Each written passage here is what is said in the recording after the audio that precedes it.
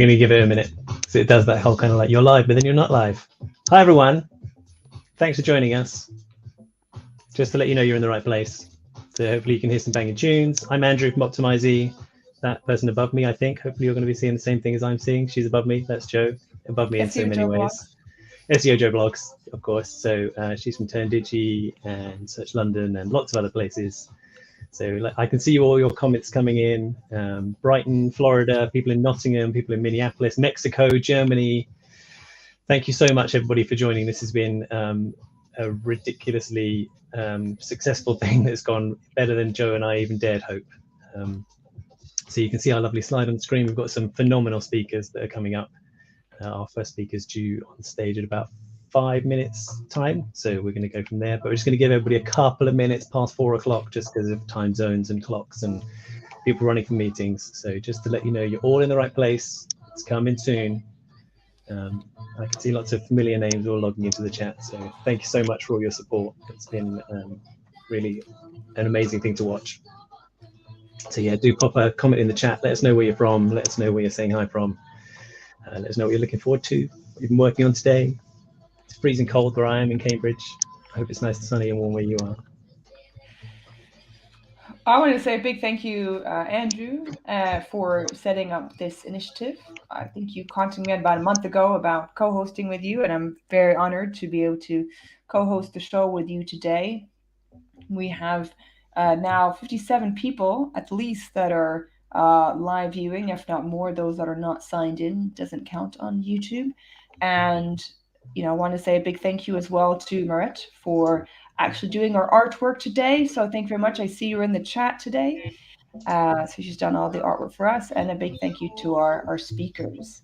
So as Andrew said, please also write in the chat. We have Q&A, so we will have a live Q&A. So please do ask all those questions you have for our presenters, and they'll be doing their best to answer you in the 5-minute Q&A session that they have.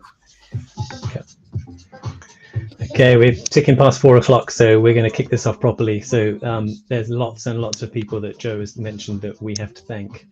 Jo, of course, is a big one for me because when I was first thinking about doing this, I thought, goodness, I can't do this on my own. But like so many people, I was watching the events unfolding in Ukraine and just feeling pretty helpless about the whole thing. It was, really demoralizing to watch it all and just feel like there wasn't anything I could do to help. I don't know about any of you, but I'd be rubbish in a war situation. I would die in about 30 seconds, probably shooting myself. But I thought about what I could do to try and help. And I thought I'm okay at this SEO stuff. And I'm okay at doing some of these events. And I know somebody like Jo is even better than me. She's been doing Search London for, is it 11 years, Jo, coming up soon? Yes, and Digi, lots of events, and she's got a Rolodex full of amazing speakers. And I know lots of people in SEO too, so I asked some amazing speakers. You can see that we've got a ridiculously good lineup of people that are coming along today. So a big thank you to all of them for donating their time to this great cause. It wouldn't have been a possible event without them, because it's them that puts the bums on seats, as we say in the UK. It's them that sells the tickets. So really big thank you to all of them. We also have to give a big thank you to our sponsors, Majestic and Bright Local, who both sponsored the event. Massive thank you to them. They've been amazing as sponsors. I don't know if you've ever been involved with events and things, but sometimes you get sponsors where they're like, oh, well, they're really demanding and we want this person's email address and we're going to spam all your attendees and we want you to brand it. Both Majestic and Bright Local have been absolutely amazing from the outset. They've been so supportive of the whole event, not just with their money, but with helping us with logistics and helping raise awareness. They've included us in newsletters and on their websites. If you haven't heard of these companies before, do go and check them out. They're not getting anything out of this. This is the kind of all they're getting is to get your eyeballs and your attention. So it's a really amazing thing. I know Bright Local have got lots of people in their team that have been affected directly by events in Ukraine. So it's a matter that's close to their hearts, and they've been really supportive. So a massive thank you to them, to Steve and Matt and Christian, all those companies in particular who've been really supportive of the event, giving loads of swag away. So we're going to do a fun sort of giveaway for the swag, all the swag they've donated as well, books and Bright Local beanies and things. So huge thank you to them. Jo's already mentioned Marit Reutlingsberger, who's not a graphic designer, I should clarify, but she's done all the graphics for us for this because she's lovely and just very helpful. But she is a bit of a whiz with HubSpot and email marketing, so she's been brilliant with helping us with all of that stuff as well. And we've got Simon Cox, who lots of you will know already, but another SEO whiz who's kindly helped us with moderating in the chat today as well. So if you want to say hi to Simon in the chat, I'm sure he'd appreciate that.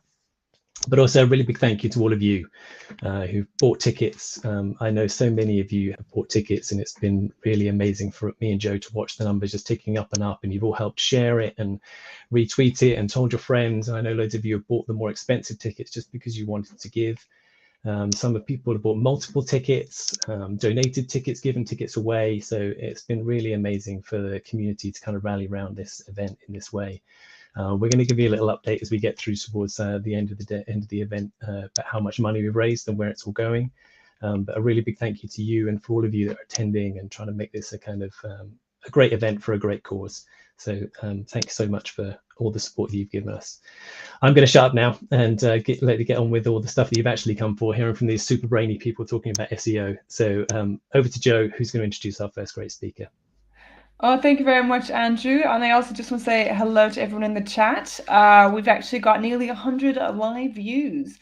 So thank you, everyone. And yes, as Andrew said, big thank you to Simon for being our chat moderator. If you have any nice comments, please just put them in the chat. But any naughty ones, no, refrain from doing so. Thank you very much. So I'd like to introduce you to our first speaker of tonight. I have the pleasure of introducing Crystal Carter, who I actually met first time in person at the Women in Tech SEO event last month. It seems like we've done so much more than there. Thank you very much, Crystal, for being with us today. Sorry, I cut you up there. Yeah, it's been great. You've been so busy. You've spoken at loads of events.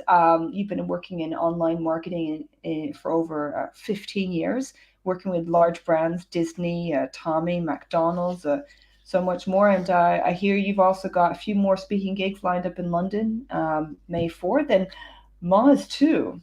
Yes. And I'm also speaking at a little event. I don't know if you've heard of it. It's called Search London. Yes. I know that one. That one, yeah. So I'm speaking at that one as well. So that's going to be super exciting. I'm really excited about that. And I'm really pleased to be a part of this. Yeah, it's been really, really good. Andrew mentioned to me that he had this sort of idea of a thing maybe. And it's been absolutely amazing to see everyone in the SEO community really get behind this. And I think it's really important because obviously there's all of the humanitarian everything going on. There's also the fact that the SEO community is has a lot of really a lot of close connections with a lot of teams in Ukraine and things. So I think it's good to be able to support our colleagues as well in that way.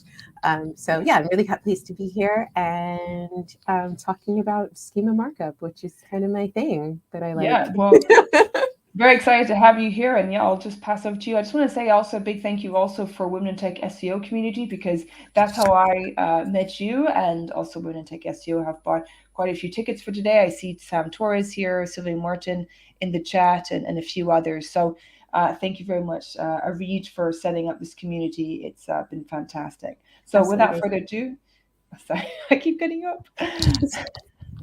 I was just saying they're amazing. I was agreeing with you. Oh, perfect. Yes, they are. There's a great community there. So I'll just introduce you, Crystal, about your fantastic presentation that you're going to give us. If you have any questions for Crystal, please put them in the chat, and Crystal will answer them straight away after this. Thank you. Thanks. Okay, so I'm going to talk today about structured data markup, about like where you can put it, how you can check it, and all that sort of stuff. We are here for a good time and not a long time. So I'm going to try to cover things as thoroughly or as efficiently as I possibly can. Quick little tiny word about me, speaking of efficiency. My name is Crystal Carter. I am the head of SEO communications at Wix. And I do lots of speaking stuff all the time. But one of the things that I talk about quite regularly, one of my favorite things, is schema markup. So I love schema markup because essentially it takes a lot of very qualitative information from across your website, and it sort of kind of makes it into what's essentially a spreadsheet. So what's great about that is it essentially turns your website into parts, like in the same way that you might have pizza. If you give somebody like a vegetarian pizza with I don't know, tomatoes and olives and mushrooms, if you just give them the whole pizza, that's one thing. Let's think of your web page like that. But if you give somebody the ingredients for the pizza, then they can make a mushroom pizza or a tomato pizza or an olive pizza or a cheese pizza. So what Google does, and Google does this in the same way with sort of structured data and schema markup. So they love it so much. And within their rich results gallery, they have over 30 different types of rich results, and they're all based on schema markup. So these are a few examples of some of the ones which are in the rich results gallery, which if you haven't visited that page, you should absolutely do that. Literally just Google rich results gallery and you'll see all of the different information for that. There's lots of reasons why people will add structured data. One of them is to be on the rich results gallery, which is fantastic. And so that you show above the plain blue links, and so that you're showing content in the most mobile friendly and most visible way on the site. There's lots of other strategic reasons why you would think about adding structured data, which would include increasing brand awareness. It would also include increasing your lead opportunities, thinking about increasing local traffic by using sort of local business or person schema. So let's say you do a lot of networking as, say, a solicitor or something, and you go to your local agricultural show, says the woman who lives in Devon, and you want to make sure that people can find you. So if you're using person schema, then people can find you with that sort of thing on your sort of profile pages. And then if you think about lead opportunities, your product markup, your blog posting schema, FAQs, things like that will also help you with your schema markup. And I've discussed this in other topics, but there's plenty of people who've written about it as well. So if you want to talk about sort of strategic information about structured data, that's definitely worth looking at. And there's lots of ways that you can generate schema using various different tools. So a schema markup generator from Merkle is something I use all the time, and have used a lot to create different schema. Rank Ranger has one as well. Joe Hall has a schema markup generator, and you can also speak to your devs.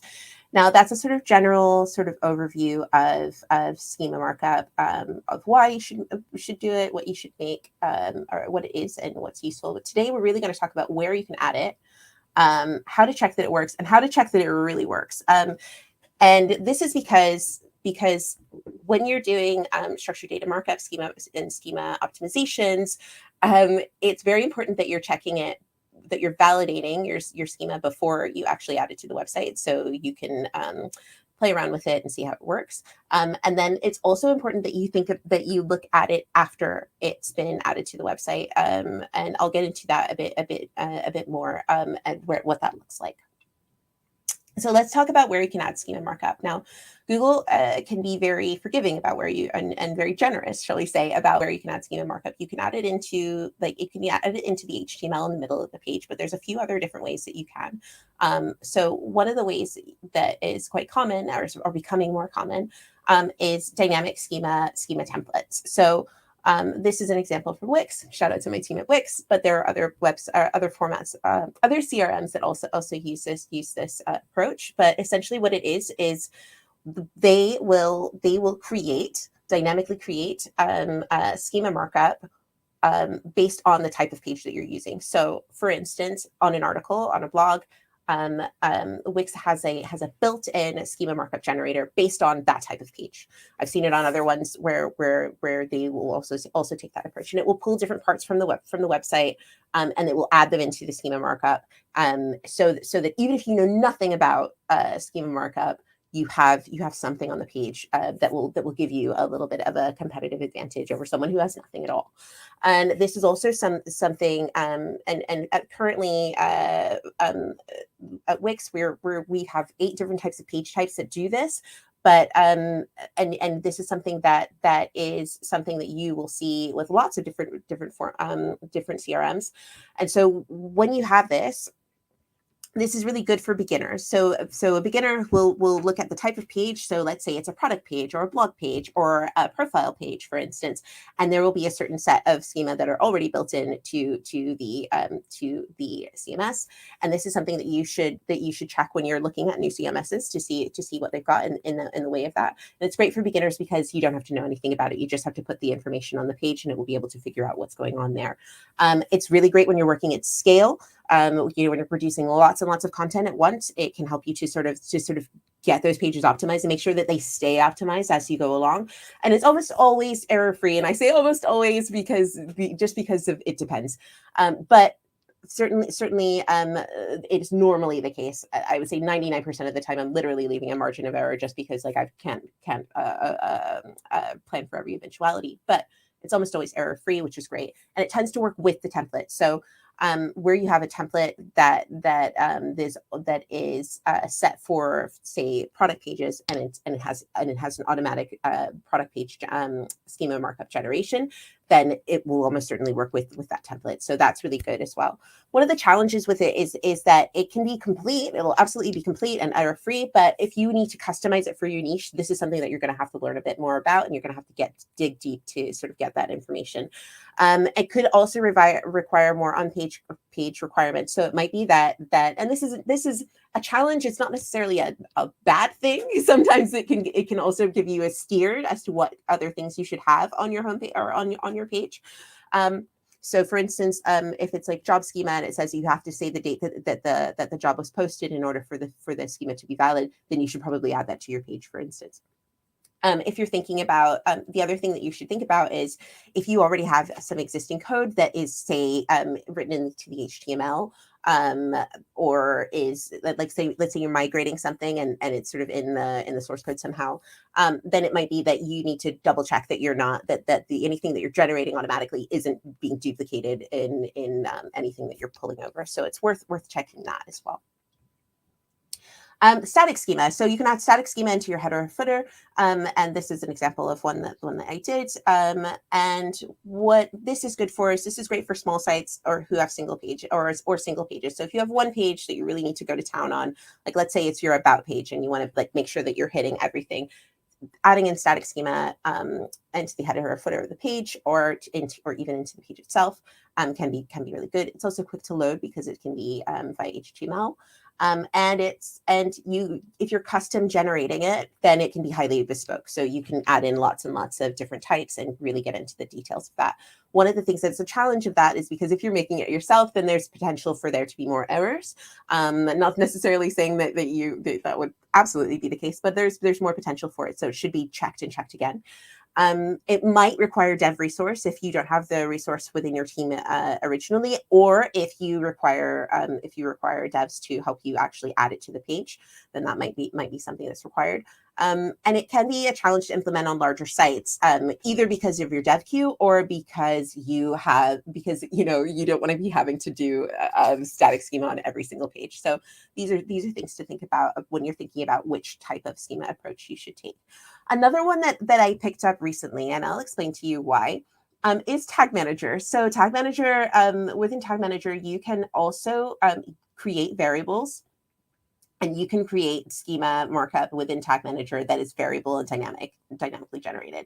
And this was something that I taught myself because I had a situation where I was not able to edit the client's website. And so this is really good for sites where you don't have access to either the dev or the CMS, which it surprisingly happens more often than you would expect. So if you're in that situation and you think this client really needs some schema markup, then you can potentially add it via Tag Manager. And sometimes this can be for like subsites or if somebody bought something that's off the shelf, for instance, and their devs are sort of away in the ether, then it might be that you might be able to add that in. You will use when you're generating the variables in Tag Manager, you can use on-page elements. So you can use sort of different selectors on the page to connect it with it. So there's that. And that can be a pro because you don't have to get into the code in order to find the variables. You can use the text on the page to create the variables within Tag Manager.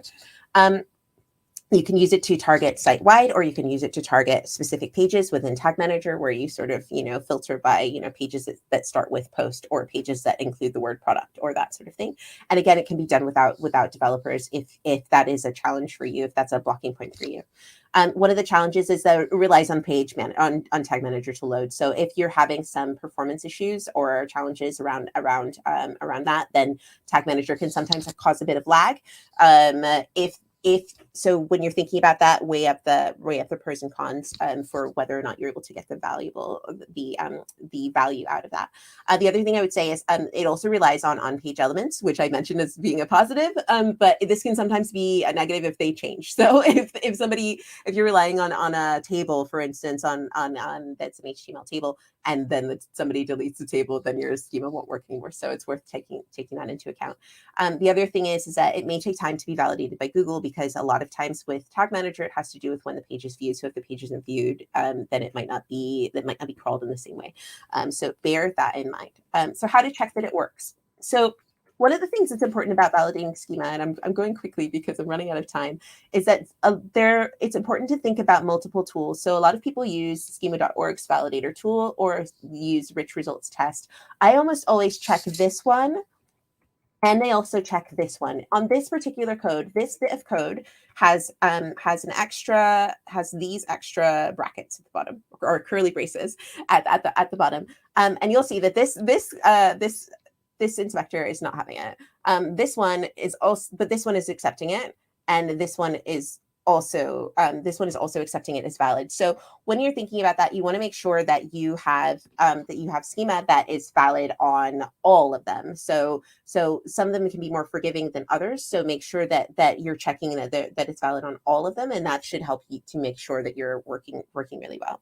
Once you've got your schema, and once you've decided where you're going to put it, and once you've double checked that it's valid on multiple schema readers and schema validators, you want to check that it works IRL. So you're going to check this in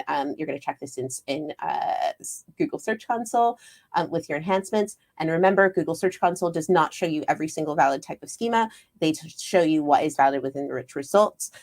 You're also going to have a look at what's in SEMrush.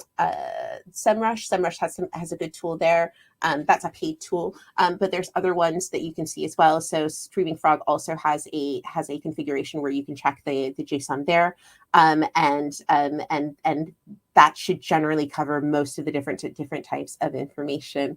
I've rattled through that last little bit there, but I think it's really important to think about making sure that you've got the schema markup that you need when you need it. So I think the main point of what I'm saying is that let's say you don't necessarily have access to all of the tools that you would expect to have. You might be able to try it in a different way. Try it in Tag Manager if you need to. Try it, add it to the page if you need it to. Think about how your CMS is built if you need to. But make sure that you're getting the content that you want on the pages that you want in the way that you want. Okay. Thank you very much. Thank you very much, Crystal. That was great. So many tips that you have given us. I was just good. Thank you very much. I rattled through the last bit. Sorry. We've got some time, a little bit of time for some questions if you have. So we've got a great question that's already come in from Anu. I hope I'm saying your name right. But how do you actually start practicing with schema? Not sure how you do it in GTM. Is there a practical guide? Like, where do you start? I think is the question. So I have a blog that I wrote for Moz a while ago that talks about sort of getting your sort of head around it. And there's and one of the diagrams that I showed within the talk is from that. If we're still sharing my screen, I could flip back to it. It's super quick, everybody. I hope it's this one. This one is from my from my Moz blog. So that one's a good strategic overview. With regards to getting started on it, if you go to schema.org, there is lots of information and lots of examples for every different type of schema that they have. They don't have an example there's 800 plus types on schema.org. They don't have an example for every single one, but they have lots of them. If you go to the rich results gallery, which is here, Google has a set for every single one. So if you click on the concerts one, you click try it out, and it lets you see how to use it. One of the other tools that I mentioned, the schema markup generator from Merkle, that one has ones that you can add in. Thank you very much, Simon. You're the best. The schema markup generator from Merkle allows you to sort of plug and play, so you can add things in and see how they work, and you can also test it on the rich results and on the validator tool. So there's lots of good ones, and schema is super fun. I love it. I think that makes you a fairly limited number of people. I mean, maybe in a sample size of what. There's some other schema lovers here. We've got another good question from Michelle. So Michelle's got a question. Will the audit tools test schema added by data? So if you using those tools, you're recommending you're shortcutting your schema in via GTM. Does that work? So the schema, your schema in GTM will be visible in Google Search Console. So they will absolutely see that. The one I've not actually tested that specifically on SEMrush, but you can they will absolutely see it on Google Search Console. So it sometimes takes a little while for them to actually get to it because it's more of a sort of natural traffic thing rather than a crawl. But I've done that before with clients. So I had a client who we weren't able to get, for whatever reason, we weren't able to get the dev changes pushed through. Or it might have been that the client couldn't afford for the time that month, and we needed to actually, it was like a mission critical bit of schema that we needed. And so we added it in, and it meant that we were able to get like, it was a jobs board, and we were able to get them on the jobs board straight away, rather than having to wait. So yeah, I would say the Google Search Console, absolutely. The other ones I would test. Great. And can you just put up your slide with your Twitter handle and stuff again? The slide with my Twitter handle. So, because we haven't there were more questions. I'm sorry if we didn't get to your question. We're trying to keep to schedule. I'm Crystal on the web. I'm like a little spider. At Crystal on the web. So I think you're at Crystal on the web in lots of different places, right? I'm all over the web. So we've had lots of people ask if you can share your slides as well. So if you could do that, that'd be awesome. We are videoing it. So if you've kind of come in late, or, we've kind of made Crystal rattle through things really quickly. Sorry, Crystal. Just try and keep us to schedule. But if you kind of want to watch this back at your leisure, the live stream will be videoed on the YouTube channels. It's on the Digi YouTube channel. It's on the Optimisey YouTube channel. So you can watch it back at your leisure. If like you rattled through things and you didn't quite get to the bit that you wanted to get to. So thank you very much, Crystal. I'm going to go quiet again. We've had loads of great comments, so thank you all for your lovely comments. Particularly thanking Crystal for her awesome presentation. It really does make a difference. So yeah, please keep adding those comments in. It's really nice to see. We're going to go on to our next speaker. I think, Joe, you're introing them again, right? I am. Yeah, I just want to say thanks again, Crystal, for giving up your time today. Some great insights. We've shared also, again, your article on structured data that you did on Moz. And yeah, this is also Crystal's Twitter profile, Crystal on the web. And yep, she's speaking at Digi on April 26th. And she's also speaking at another event May 4th. And feel free to also put that in the chat too, Crystal. And of course, you're speaking at Moz in July. So Moz indeed. Yes, I great. Am. Which is, and Arish is coming as well, and like loads of ladies in tech SEO. It's like going to be super fun.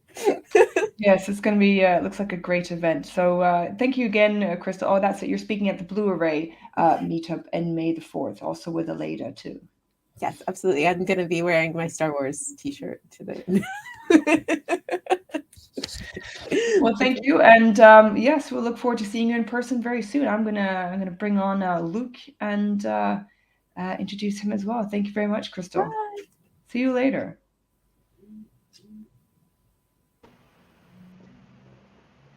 Hello, Luke. Luke Carthy, thank you for coming and joining us on the SEOforUkraine event. Good afternoon. How are you? We are good. I just want to say a little bit of intro about Luke. So actually, I first met him in 2018. It was at an event up in Leeds, and it was he's one of the most dynamic presenters that I've come across. And I thought, yes, if I'm going to be presenting, I want to speak like Luke. And I also want to have him at some of the events that I run. And luckily, he's accepted to talk at this event as well as at Digi. But Luke, you're quite a busy guy. You've done let's say your Afro drops, you run that e-commerce site. You're also obviously a consultant in e-commerce, CRO, and SEO. You also have a newsletter, Let's Talk Shop, and you've also done an e-commerce site course, an e-commerce course with Blue Array. I believe it was last year. So That's right. yes, quite busy. How do you find the time? I don't. I sacrifice sleep. That's my only advice. It's just terrible advice. Don't do that. Don't do that.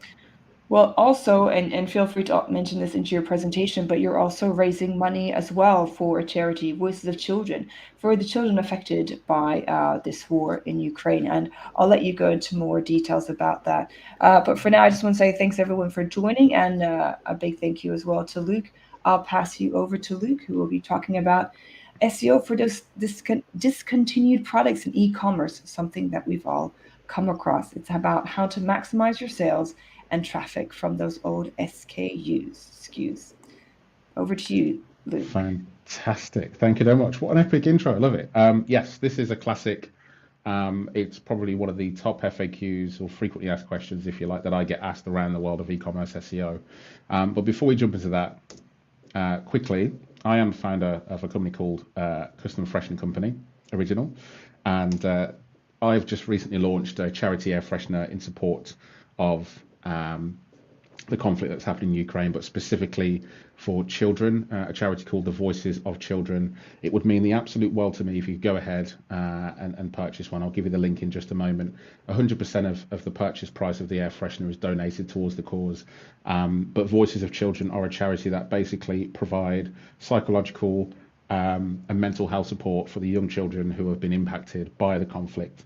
And as a father of two, it's something that is just really kind of close to my heart, really. So we've already raised £900 through sponsorship. It's sponsored by the great guys at Era and over at Sitebulb as well. So it would really mean the world to me if you can go ahead and purchase one of those. We deliver basically all over Europe and to the UK.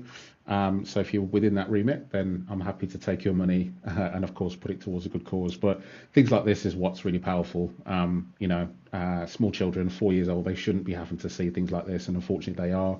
But this one was quite poignant for me, which is, they're Voices of Children. They do art play and art therapy. And Mum, when the war is over, I'll make pizza for you, which I think is really heartwarming, actually, and testament to how precious children are, really. As annoying as they can be, as I have two of them.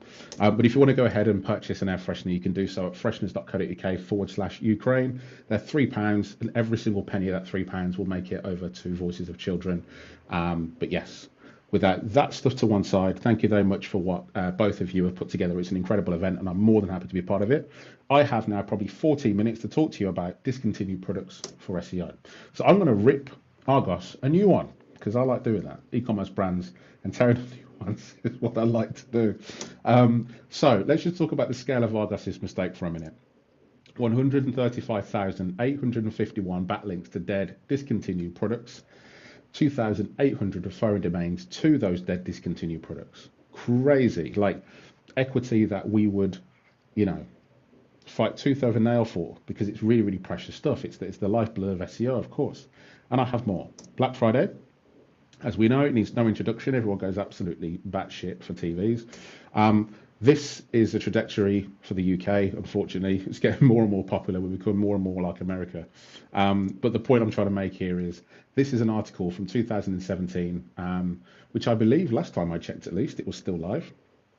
But my point is, there are links here to 3 TVs that are for sale on Argos. They are direct purchase URLs. Go and get it. Go and buy it. But when you click them, 404s.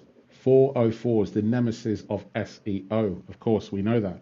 So to this one particular page alone, that piece of content, there was 566 referring domains to it, and 10.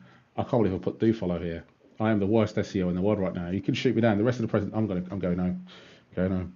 Put do follow here. It's a typo. It's not a typo. 10 product links, right? So my point here is, it's precious. Another example, Curry's PC World, another company that are also up to no good with discontinued products. I used to work there. Great place to work. Their website team, however, or at least SEO, could do with a bit of TLC. So Curry's PC World, if you're watching this, pay attention at the very least. At best, Let's have a call. Or at least buy an air freshener. So, Eurogamer, there's backlinks to a Currys product page here. Xbox One X, which is a console that for now seems like a distant memory. But links here again, 449 quid, available from Currys PC World. Brilliant. But when you click it, you get a 404 page. And then to rub salt on the wound, they have the audacity to ask you for feedback. Can you imagine what your feedback would be? Because I'm guessing it wouldn't be delightful, would it? All right, so that particular page has a lot of good stuff. I just wanted to highlight these particular things here. This is like the size of the traffic they've got, the amount of keywords they have. It's a juicy, juicy page. And I've got other links from Engadget, The Guardian, What Hi-Fi, Dell. They are literally throwing equity in the bin. So Chemist Direct, a company that I worked for some years ago, and by implementing discontinued product SEO, we attributed an 11% increase in sales, which is fantastic, and that resulted in a £200,000 revenue growth within 60 days of launching the discontinued products SEO initiative. So it can be really, really powerful. 72% of that £200,000 came from, as you guessed it, Tamagotchis. No, discontinued products. Tamagotchis are now back, actually. They're horrendously expensive. But there are also 3 more benefits I'm going to talk to you about today in this time. One, of course, you can reclaim your links and your keywords. That's really, really important. So here, a nice sexy graph from Ahrefs or RFs or however you say it nowadays. But you can see here when we decided to implement the SEO side of things with discontinued products, and up and to the right is what we want to see, unless it's bounce rate, of course, which it isn't.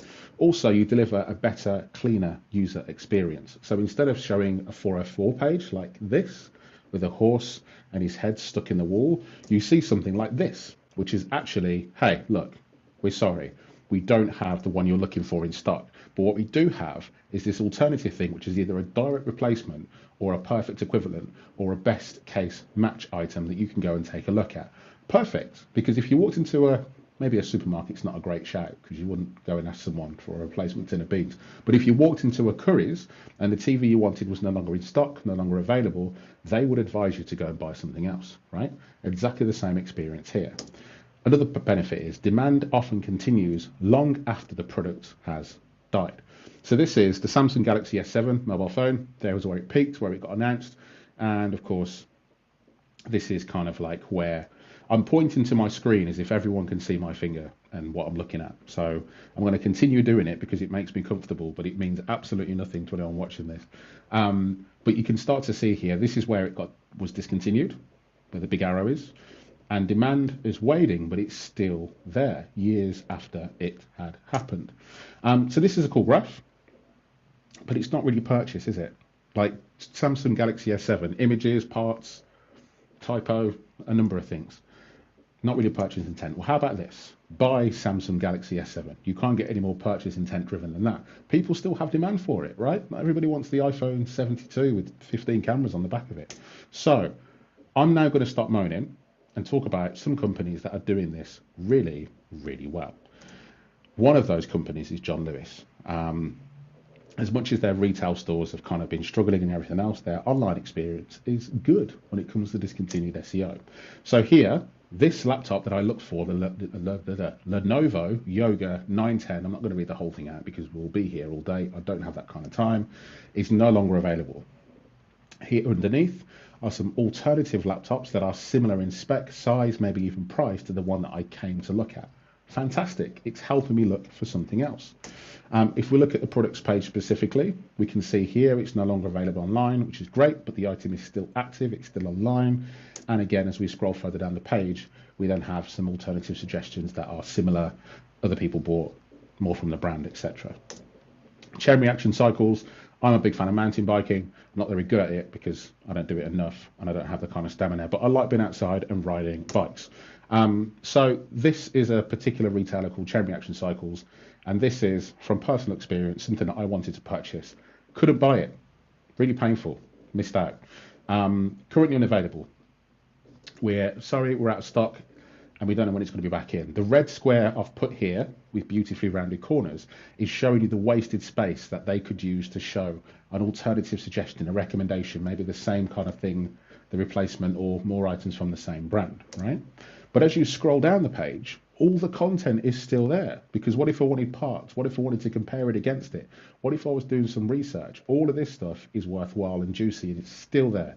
One company that does it incredibly well, probably better than one of any other company online that I can think of, is eBay, right? eBay are brilliant. Just take a look at this item here, Honda Civic Type R FD2, decent car, Honda. But what you can see is the actual auction ended 2nd of April 2015. Still online now. And the simple reason for that is, well, eBay auctions end all the time, but they don't just get pulled off as soon as they're finished, right? There's always something else. And a lot of what eBay does and a lot of how they keep users engaged is when an item is ended, they will show you other listings or other items that are similar, if not identical, if it's been relisted, that you can go away, buy, invest, watch in, bid against, that sort of good stuff, right? Another one here, Popeye and Olive, Bridge and Gloom VHS video. I know it sounds weird. I promise you it's not weird. It's a cartoon. Popeye's a cartoon for anyone who's interested. Why am I now making it sound weird? My point is, it's an innocent children's cartoon that someone wanted to buy on VHS, and it's out of stock. There are other Popeye videos here to both cement the fact that I'm not a weirdo, and secondly, moving on. So you can also see here when I've crawled this on Screaming Frog, shout out to those guys, and of course the Siteball, that here we have non-indexable and indexable URLs.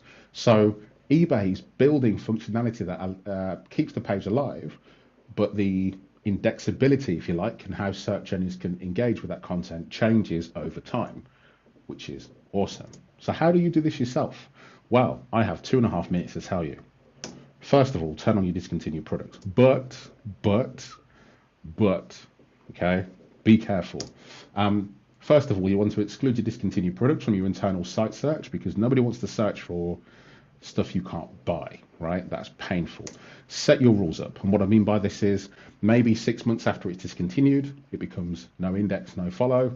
And then maybe a year after that, it kind of gets taken down, or whatever it is, depending on your life cycle, how often you discontinue products, your product churn. You know, if you're a one-off kind of listing website and you sell like antiques, for example, the chances of that coming back again are quite slim. So there's different parameters, but set your rules for what happens. Engage visitors on entry. So just like the John Lewis example, say you haven't got it, give them a solid alternative, embrace them with content, tell them about your brand, why they should buy from you, your reviews, your testimonials, all that social proof, get it in front of them, engage them on entry.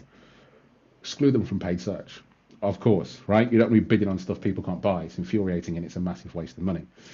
Avoid redirects where possible, because of course when you redirect, the page isn't available and it's a bad experience. If I'm looking for a red t-shirt, really simple example, but if I'm looking for a red t-shirt and you've redirected me to a purple t-shirt, guess what? I'm going to be annoyed because I came to you for a red t-shirt. So instead of redirecting me, tell me the red t-shirt isn't available and give me the purple t-shirt as an alternative rather than making that choice for me. Also, additionally on top of that as well, what if there's more than one choice? What if there's 3 different purple t-shirts I could choose from? You are taking that choice out of my hands. And I appreciate the SEO uplift of doing that. 301 redirecting to something else, you preserve the equity and so on. But are you here to make money? Or are you here to make an SEO friendly website? There is a balance. Think about it. Avoid redirects where possible. Where possible. That's the important point here. Data layer is your friend. I would love to talk to you about this in more detail, but I promise I don't have the time. It will probably send you to sleep, but Simo Ahava is my man crush. I think he's brilliant at what he does. And there's a resource here. There's a link, which of course you can't click because this is a thing, but I will send the link. You can have the slides. And yeah, there we go. Keep an eye open. So once you've turned your discontinued products on, see what happens, look for fluctuations, look at sales performance, bounce rate, all of those good KPIs, and make sure everything is going up and to the right. Unless it's bounce rate, you don't want it to do that. You don't want it to do that.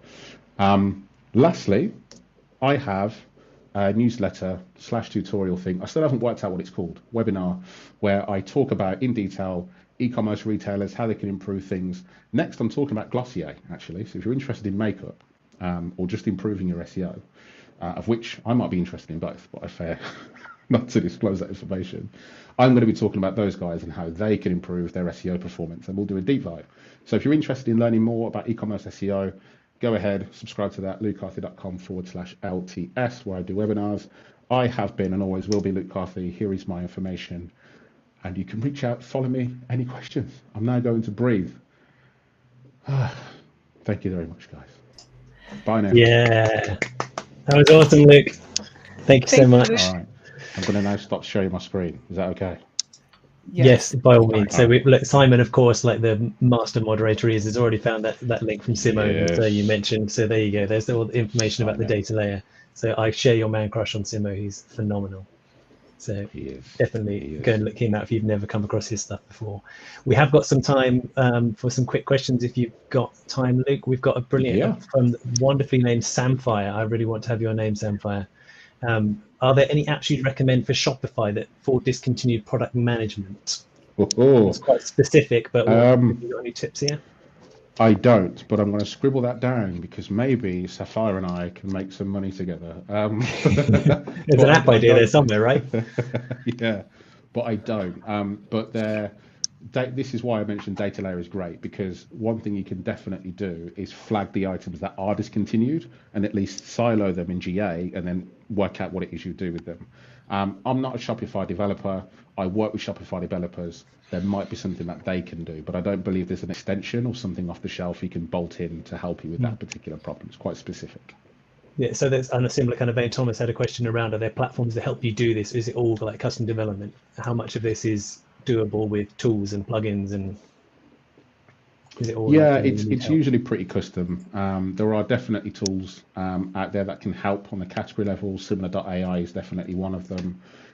But there's nothing that, there's no kind of one size fits all, pay you $100 or whatever, install it and get away with it, unfortunately. But equally, just like Samfire, there's a business model there. But what I will say actually is Content King can be used in a way that actually, again, identifies and buckets together your discontinued products. So I think what I'm trying to say to you is data layer with Google Tag Manager and maybe a couple of kind of off-the-shelf tools. You can build something, but there's no plug and play as of yet. Ask me again in a year, maybe I'll have something together. You heard it here first folks. Luke's exclusive on his new Shopify app coming soon. Just because I didn't get to her question last time, I'm going to put Anna's question in. What would you say your best approach is to manage discontinued products via schema? Bit of an overlap with Crystal. We might need to bring her back in on. I was going to say Crystal, but not Crystal. In stock. Yeah, like do you mess with schema and this kind of stuff too, or? I'm going to say consult with the experts because Crystal is the expert. But what I would imagine is that you wouldn't, if you left it in stock when it's not in stock, it's going to cause problems, isn't it? So there she is, like magic. Crystal, I hope she's still got a speaker on. She might have put us on mute because she's trying to work at the same time, I think, as well. Okay. Crystal, are you listening to us? We're talking about you. No, she's not with us. She's so close, but so far. So close and so far. All right, never mind. We'll get Crystal in the case with that too. At least she wasn't picking her nose, eh? But yeah, speak to Crystal. So honestly, we've had so many good questions and stuff come in. I'm really sorry we didn't get to them. Luke, you are Mr. Luke Carthy on Twitter, I think, right? Yeah, Luke Carthy was taken. And yeah, LukeCarthy.com, so people can find you. Will you share your slides, please? I will. People absolutely. Ask for that too. Yeah. And again, reminder, if you've just joined us, we are videoing the live stream. So if you missed some of Luke's presentation or there's stuff that we made him rattle through in 15 minutes because we're mean, if you want to go through it in a bit more detail, then you can watch the stuff on YouTube again later at your leisure. Try and pick up some of that stuff. Thank you again, Luke, for your time. A quick reminder that fresheners.co.uk/Ukraine if you want to buy those fresheners, car fresheners, room fresheners, wherever you need nice fresh smells, all supporting a great cause. So thanks very much, Luke. Thank you very much, Luke, and for sharing all your insightful tips. And we look forward to watching your newsletter or your webinar. You've got so many things happening. So thank you again for giving up your time. No worries. That's great. We've got over 100 people still with us today. So thank you, everyone, for adding your questions to the chat. Sorry, we couldn't answer everything, but you can contact the speakers after the event or during the event, multitasking. Andrew and I just wanted to give a bit of an information, a bit of an insight or add more about sort of where the money is going for the Ukraine, the money for today. And thank you again, everyone, for your donation so far. Just a few facts, really. We've already touched about some of this in the chat, but actually now it's been, unfortunately, 10 million people have been displaced through this war, and nearly half of them are children. It's day 34 of war, and hopefully this will end soon. It's terrible what has happened so far. There's been so many people that have left the country. Nearly 7 million are going to neighboring countries, and that's quite a high proportion out of the 44 million people. So when Andrew asked me to be part of this event, I wanted to be able to help in any way that I could. We're not in the neighboring countries, but wanted to help and raise money. So I'll pass over to Andrew, who will talk a bit more about the charity. I need to unmute myself. I've done that before. So thanks, Joe. So just, I know this is a hard and boring bit, and this is the kind of really difficult bit for me to talk about. I know that's you've all helped support this great cause. So I wanted to talk a little bit about what we wanted to do with your money and where it's all going. So when Joe and I first started talking about this, we hoped that we might be able to get some great speakers, which we have. And we thought, if we can get these kind of people, we could maybe sell 100 tickets, we might raise £1,000.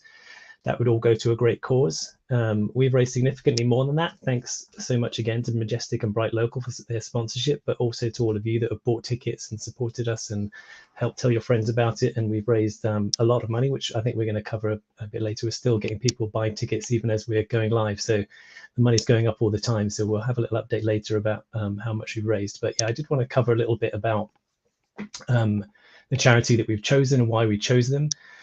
So we chose the International Federation of the Red Cross and the Red Crescent Societies, which is a really long-winded way for saying it's kind of all the Red Crosses. So there are lots and lots of regional and national Red Cross societies in lots of different countries. And at the moment, they're all under an enormous amount of pressure because of those kind of numbers that Joe's talked about, like the huge numbers of people that are having to flee Ukraine. And unsurprisingly, they're kind of going in all directions. So we wanted to support all of those people that need it.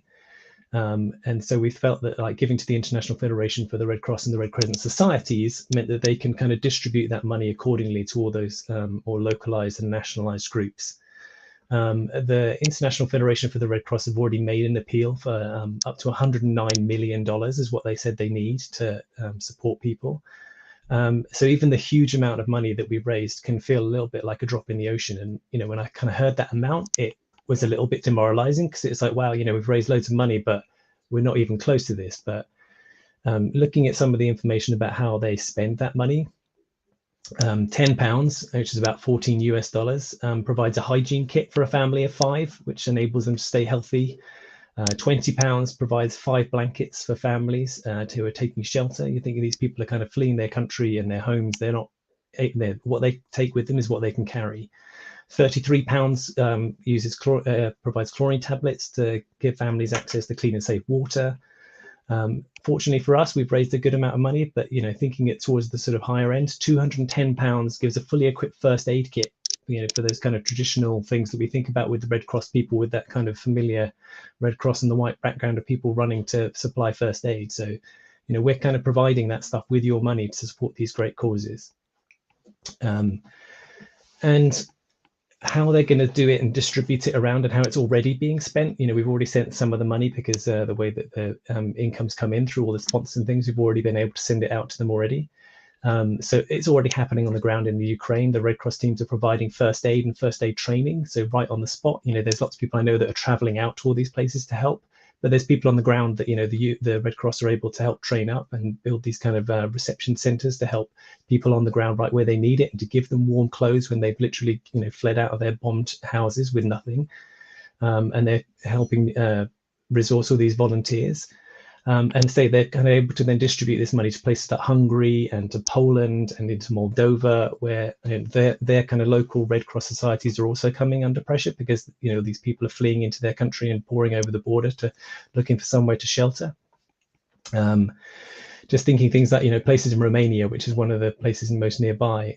There's volunteers and staff there that are at the border crossings distributing food and water, even silly things like hygiene products and water and SIM cards, which sounds, like a really old, you don't need a SIM, but, these people have been separated from their families and they want to be able to communicate with people and tell them that they're safe. But there's also then volunteers that are going to these placement centres to play with children, which I know will kind of speak to the stuff that Luke's already covered about, and helping your local source people locally to prepare food and cook food so they can eat and have something a warm meal when they arrive, having run away from unimaginable horror.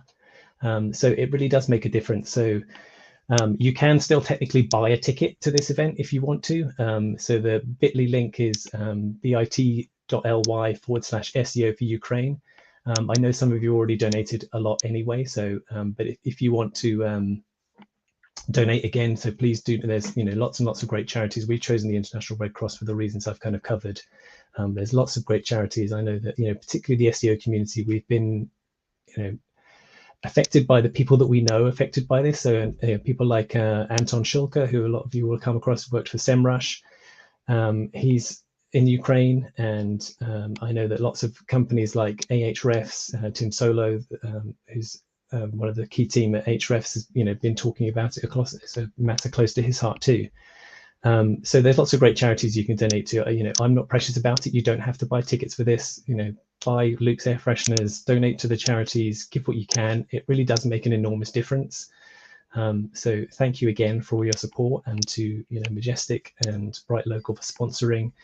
I just wanted to reassure you that we're going to get this money out to the people that need it, and the people that it's going to make a difference for as quickly as we can. So we're not waiting for all the money to arrive in the accounts in one go. Like Eventbrite kind of distributes the money as we go. So it's as soon as it's hitting my account, I'm bouncing it straight out to the Red Cross. So thank you again for your help. Please do keep giving if you can. If you're watching this video afterwards, you didn't attend the event live, we'll put the link in the comments so you can donate to all the charities and the people that are affected. Thank you.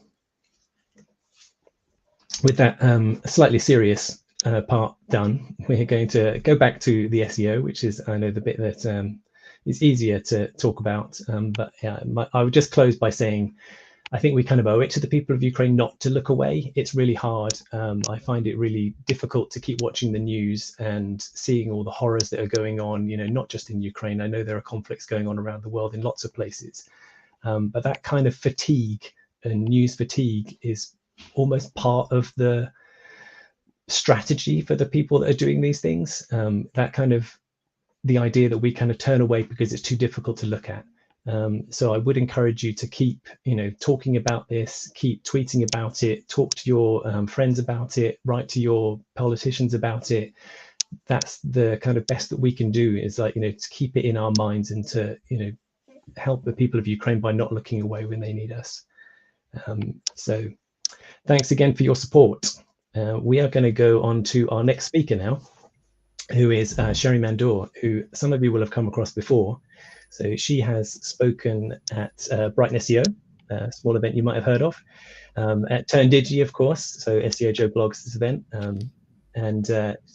This is a topic that I know is particularly close to her heart, about speeding up WordPress. So if you're like me and you've got a WordPress site, you're going to be taking notes like a rate of knots going through this. But I know, like with Core Web Vitals, that speed has become a kind of exciting and sexy thing for SEOs, but it goes way beyond that, as I'm sure Sheri will expand on in her talk. But yeah, so she's going to talk to us about how you can speed up your WordPress site, but without using developers. Not that we don't love developers too, we do love developers, but there's some stuff that Sheri's going to give you a few tips on, that you can DIY some of this kind of stuff, and really make a big difference to your users. So thanks very much for joining us, Sheri. Thanks again to all the speakers for donating their time. I know that, again, there's the conflict and the things going on in Ukraine is a subject that's close to your heart too, but thanks again for your time. Over to Sheri to talk about how to speed up your WordPress site. Okay, hello everyone. I hope you can see my screen. So really happy to be able to take part in today's fundraising event. My name is Sheri Mandour. I'm a digital marketing consultant and founder of Digital Tulips. I help SMEs really grow their business online. and WordPress seems to be the go-to in a lot of SMEs. And so today I'm going to share with you 5 WordPress tricks to speed up your WordPress, your web pages. So long as you're not really living under a rock, we all know that Google's page experience update is here. The update has rolled out and is now complete on both mobile and desktop. Basically, what we're finding is that it's important for users to take a look at their pages and see that it's actually being optimized for search, especially in terms of speed-related issues here. So moving forward, the next thing is obviously to prioritize your pages and have really good quality page experience for your site. So a big part of page experience update are the core web vitals, which basically measures the visual stability of your site. So together with Google's existing search signals, they are part of the new search signals for page experience. And this has a nice shiny place on Google Console dedicated especially for that. So you can see your core web vitals as well as your complete page experience report there. To start, let's recall the 3 core web metrics, which are basically you'll find everywhere. And the first of them is the largest contentful paint, which is really a metric just to measure how stuff can actually quickly appear online. So basically anything above the fold. Google suggests that these are the things that could cause a poor LCP. The second metric is first input delay, and basically it's a real user metric, and this really aims to measure the first point in which a user is able to interact with the page, so clicking on things and stuff like that. Like for example, if you're like tapping a button and nothing seems to be working or happening, this is the reason, and most of it, the reason is for basically heavy JavaScript on your pages that are causing these issues. Moving forward then to the third one, which is cumulative layout shift, and this is the third metric. And basically it aims here to measure if there are any like layout shifts or movement on your pages that shouldn't be there. Like for example, if you're trying to click on something and then like an ad starts to appear and you click on that instead, it's quite annoying, obviously, as a user, if something like this happens. So the thing that Google tells us is that these could be some of the main reasons for poor CLS. It's a little bit technical here. And so for the average Jane or Joe, I mean, what are you going to do? I mean, where are you going to start, to measure WordPress? What are you going to do to determine what you need to do to make your pages stand out and become better in terms of speed? Now, Google has introduced some like URLs that you can use to measure. There's also a variety of other, tools and extensions that you can use to help you. And basically, simply, like here, for example, I'm using the Page Speed Insight by Google. You type in your URL and you click Analyze, and then Google gives you suggestions on how to best optimize your site. Now, looking at all of this, it can seem overwhelming because, I mean, look at these recommendations. I mean, how are you going to, eliminate render blocking resources or, reduce JavaScript and all of this? It's just too confusing. But today, simply put, I'm going to help and share some of the tips, to help you make your sites become better without any magic wand, without any hero developer at hand. We're going to give you just quick, simple 5 actions that will instantly speed up your WordPress without any code. And my first thing, these actions resulted in these results. So giving pages who was 47%, for instance, and now are 99 in terms of speed. And that's another using these 5 actions, this sort of helped this page to become better, and also this page. Now, the first tip that I'm going to share with you today is hosting. Don't let your hosting let you down. If your hosting is like poor or not functioning properly, your website is going to be slow. So here are 4 types of hosting. Now, cloud hosting is super popular right now as it uses cloud computing technology to provide users with scalable, reliable, and secure platform for your websites. And so here is a list of some of the most popular hosting providers at the moment. Obviously, you have to remember that there is nothing called the best hosting. There is always the right hosting for your needs and budget.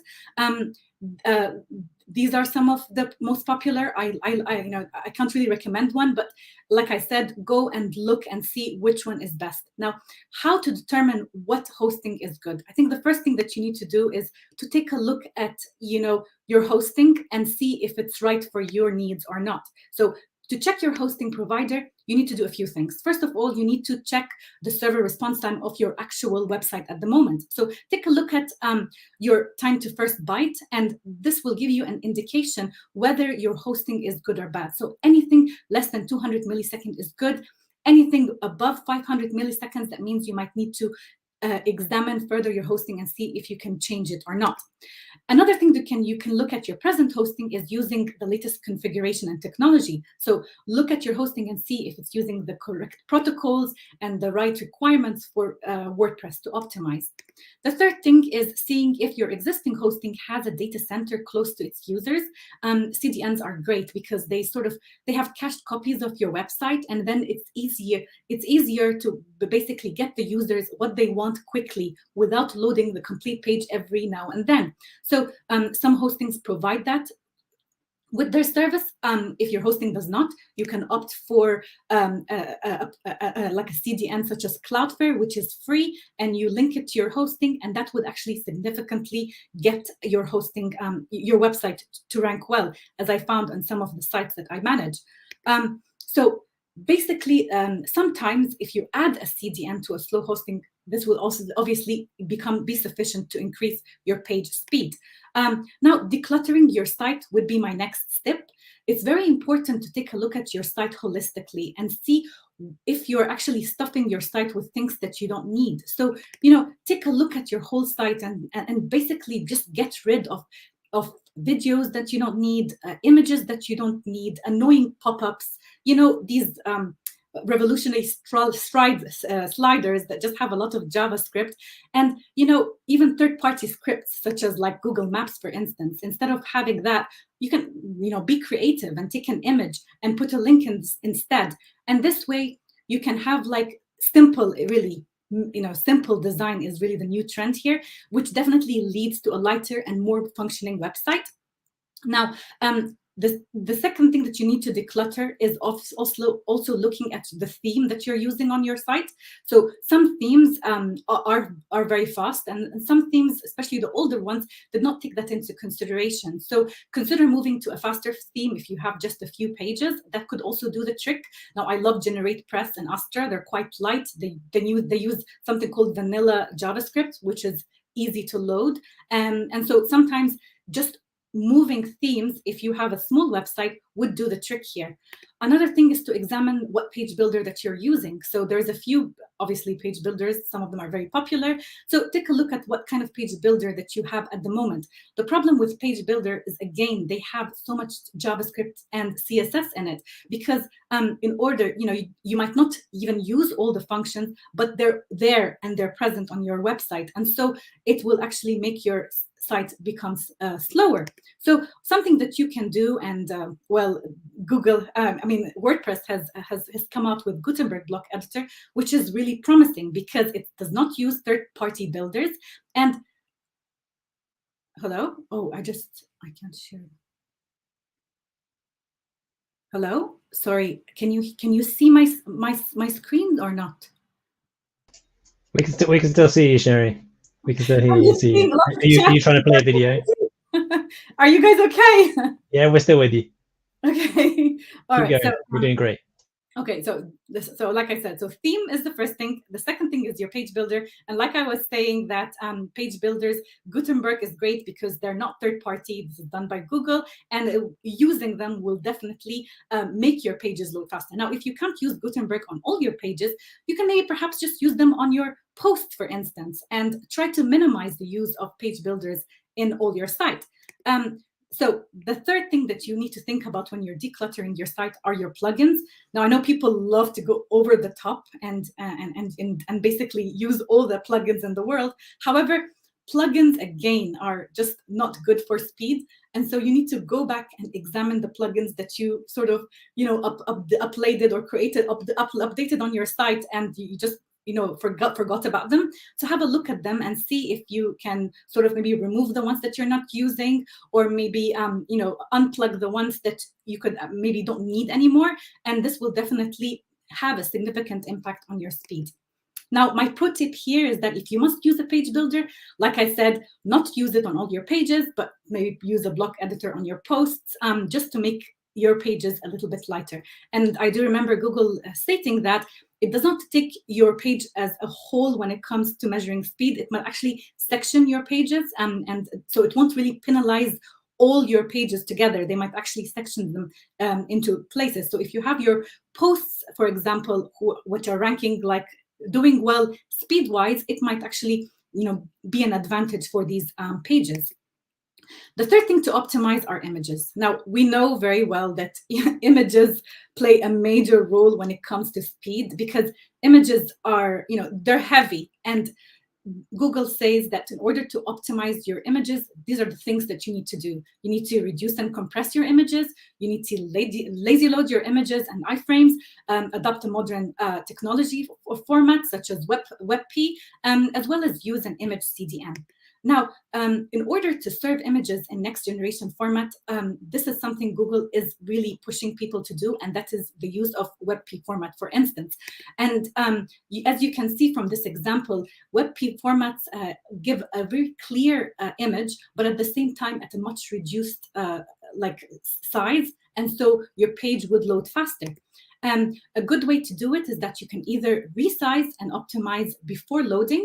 And here are two examples that you can, applications that you can do. So upload your image, resize them, and turn them into WebP, and then upload them on your site as is.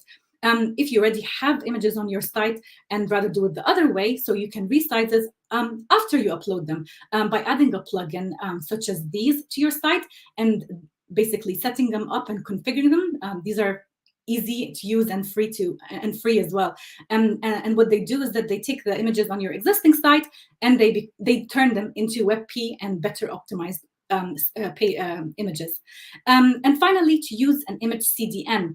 And Google has actually said that using an image CDN would be very beneficial, because it does not then become, images are not really hosted on your actual host, but actually it's hosted on the CDN, and so it becomes faster and quicker to upload because they're cached images there.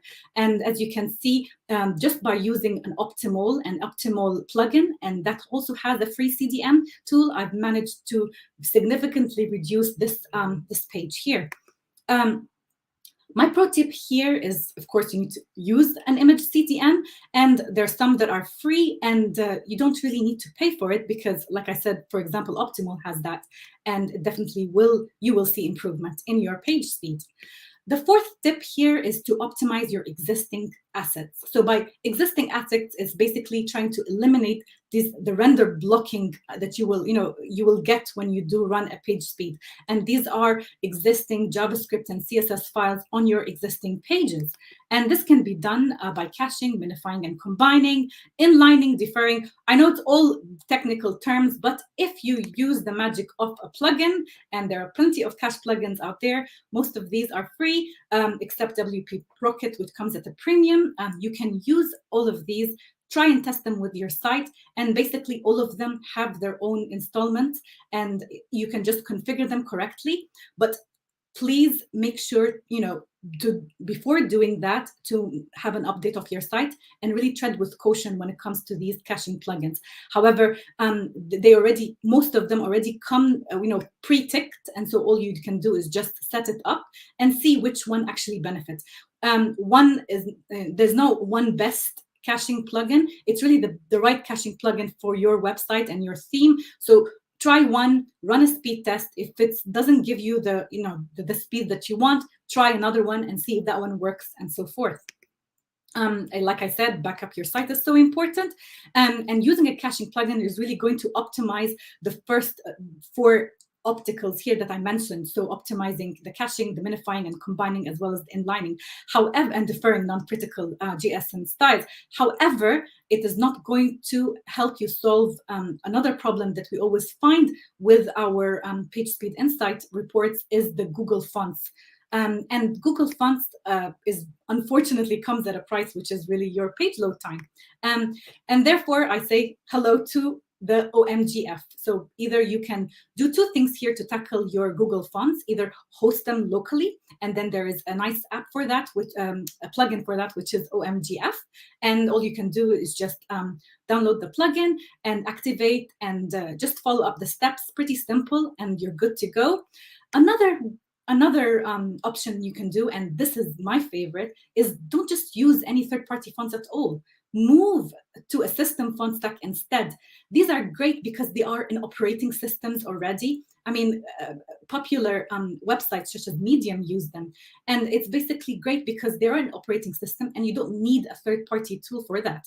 And for example, in this theme, which is generating, it's very easy just to quickly change your font family to a system stack instead.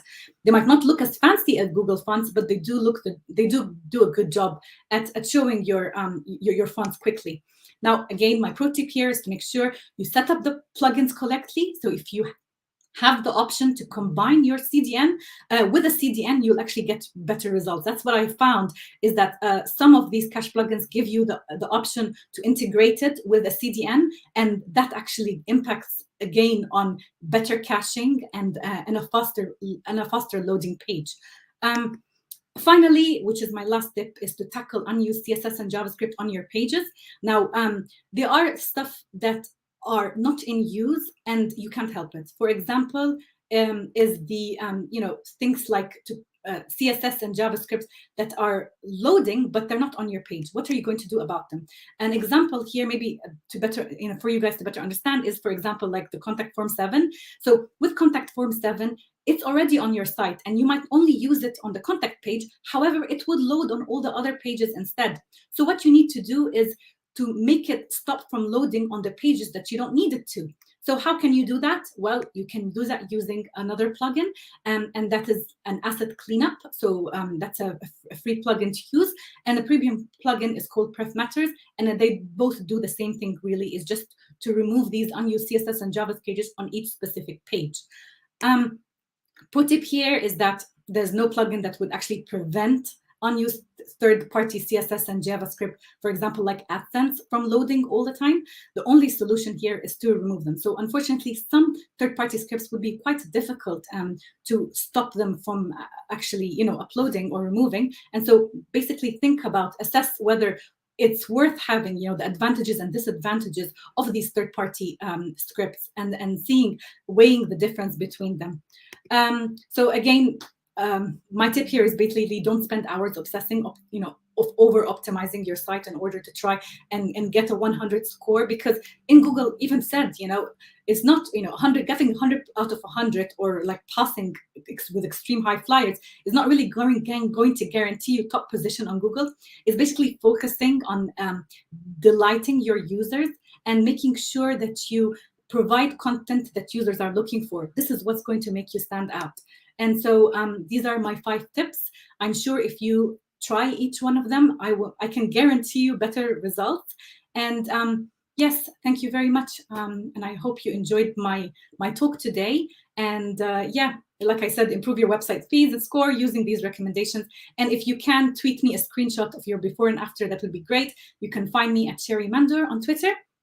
And one last thing, I want to thank Andy and Joe for organizing this. This is just it's a great opportunity for all of us to come together and think of our brothers and sisters in Ukraine as well as around the world. I mean, the British Cross is an amazing charity that stands really for humanity and for all those people suffering throughout the world. And I hope all of you today can, just for a few minutes, think about everyone suffering in the world, together with our brothers and sisters in Ukraine and in all war-torn countries. Thank you very much. And yeah, if you have any questions, please let me know. Thank So you very good, much. Sheri. Thank you. Sheri. Got some great comments pouring in. We did have a couple of good questions. So if Ivana asked a question, but I think Roxana already answered that one in the chat, so that one's all good. But we've got a good one again from Anna. But I think Joe, you're going to do this one. Yeah, so thank you once again, Sheri, for sharing your tips with us. Yes, we do have a question from Anna. How to persuade the dev team really to delete those plugins? Can you, safely check, which plugins are useless or not? Because many dev want to keep all of them. Yeah, so when I'm talking here, I'm talking about SMEs, so small organizations that don't have a dev at hand. And it's these organizations that I'm speaking to here. When you have a dev, it is challenging because they think that they need all these plugins. However, maybe try to convince them by saying, perhaps if we can switch off one plugin at a time and see if that has an impact on the site or not. Sometimes just by switching them off and running the test, you can convince them that actually, you know what, you might not really need that plugin. And also take in user experience. So there are some plugins, like I know a lot of people love to have their Instagram, the Instagram feed onto their website, or Twitter feed. That's a no-no. And yeah, Andrew is saying no because no. So maybe tell them, you don't really need that. What about if we try to, just close that plugin and run a test and see how our users are interacting. And I think 99.9% of the time, they will say, actually, you know what, we don't need this. And they will be convinced. So don't tell them to delete all of them. Just take them step by step, baby steps. So just like as if you're talking to your little child, let's do this first, and then let's do that first. Spoken like a true parent. Yeah. Thank you. Well, actually, we've run out of time for the questions, but there's a few more questions in the chat. So perhaps you could ask them later, but we'll also, if someone could also contact you. So Thomas, if you could contact Sheri and Simon, asked a question as well. Thank you very much, Sheri, for sharing all your tips with us. I'm really pleased that you were able to make it on time and make it. I mean, you're very busy. Yes, I was literally running to come here, so I was a little bit out of breath, just trying to set things up. But yeah, I'm here. Thank you. Yes, yeah, I didn't know you've been rushing.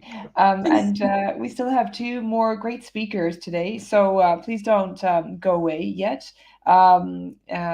Please stick around for the couple more speakers that we have for this afternoon.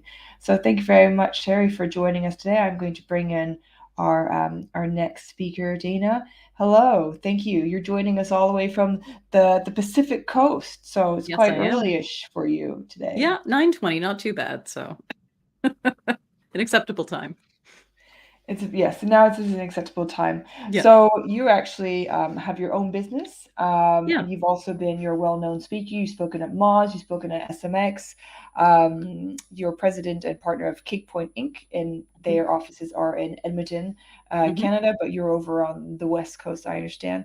And you've got loads of experience, over 20 years working in marketing, online marketing field. So yeah, this is my 22nd year working in online. I actually started developing websites, so Sheri's presentation spoke to me deeply.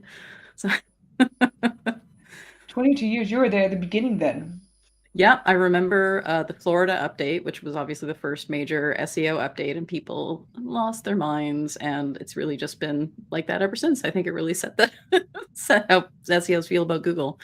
So yeah, some ancient history for sure. And before Google Analytics, I started working in SEO. We didn't have Google Analytics, and so I've been using it since the very beginning, and here we are now with GA4.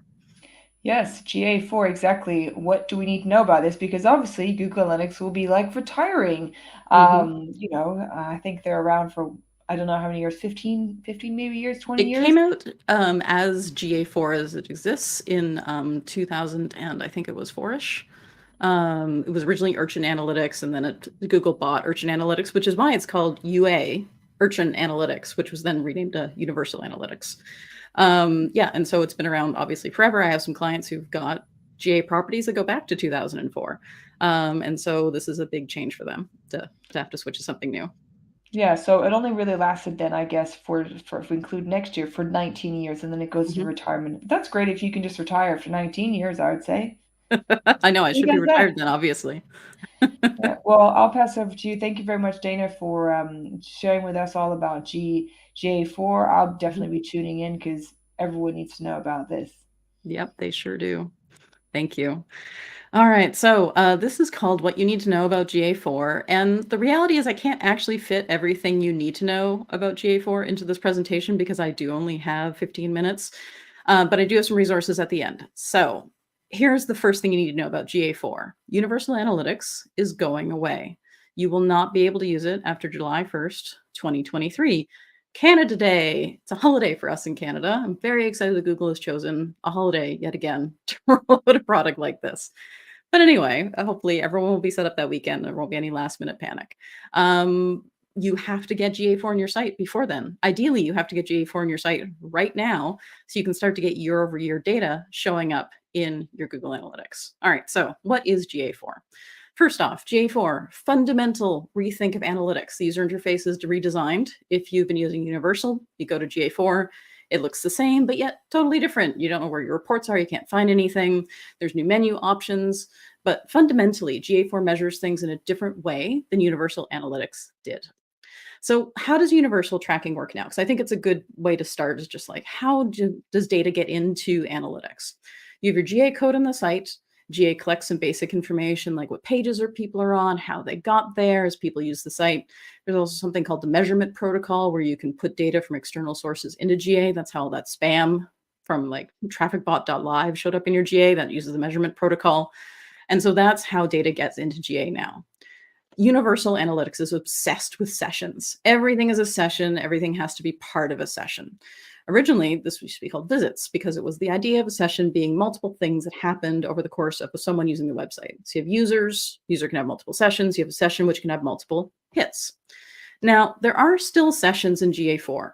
There's a incorrect piece of information floating around that sessions are gone. It isn't true. GA4 measures sessions differently, though. It does change how they're calculated.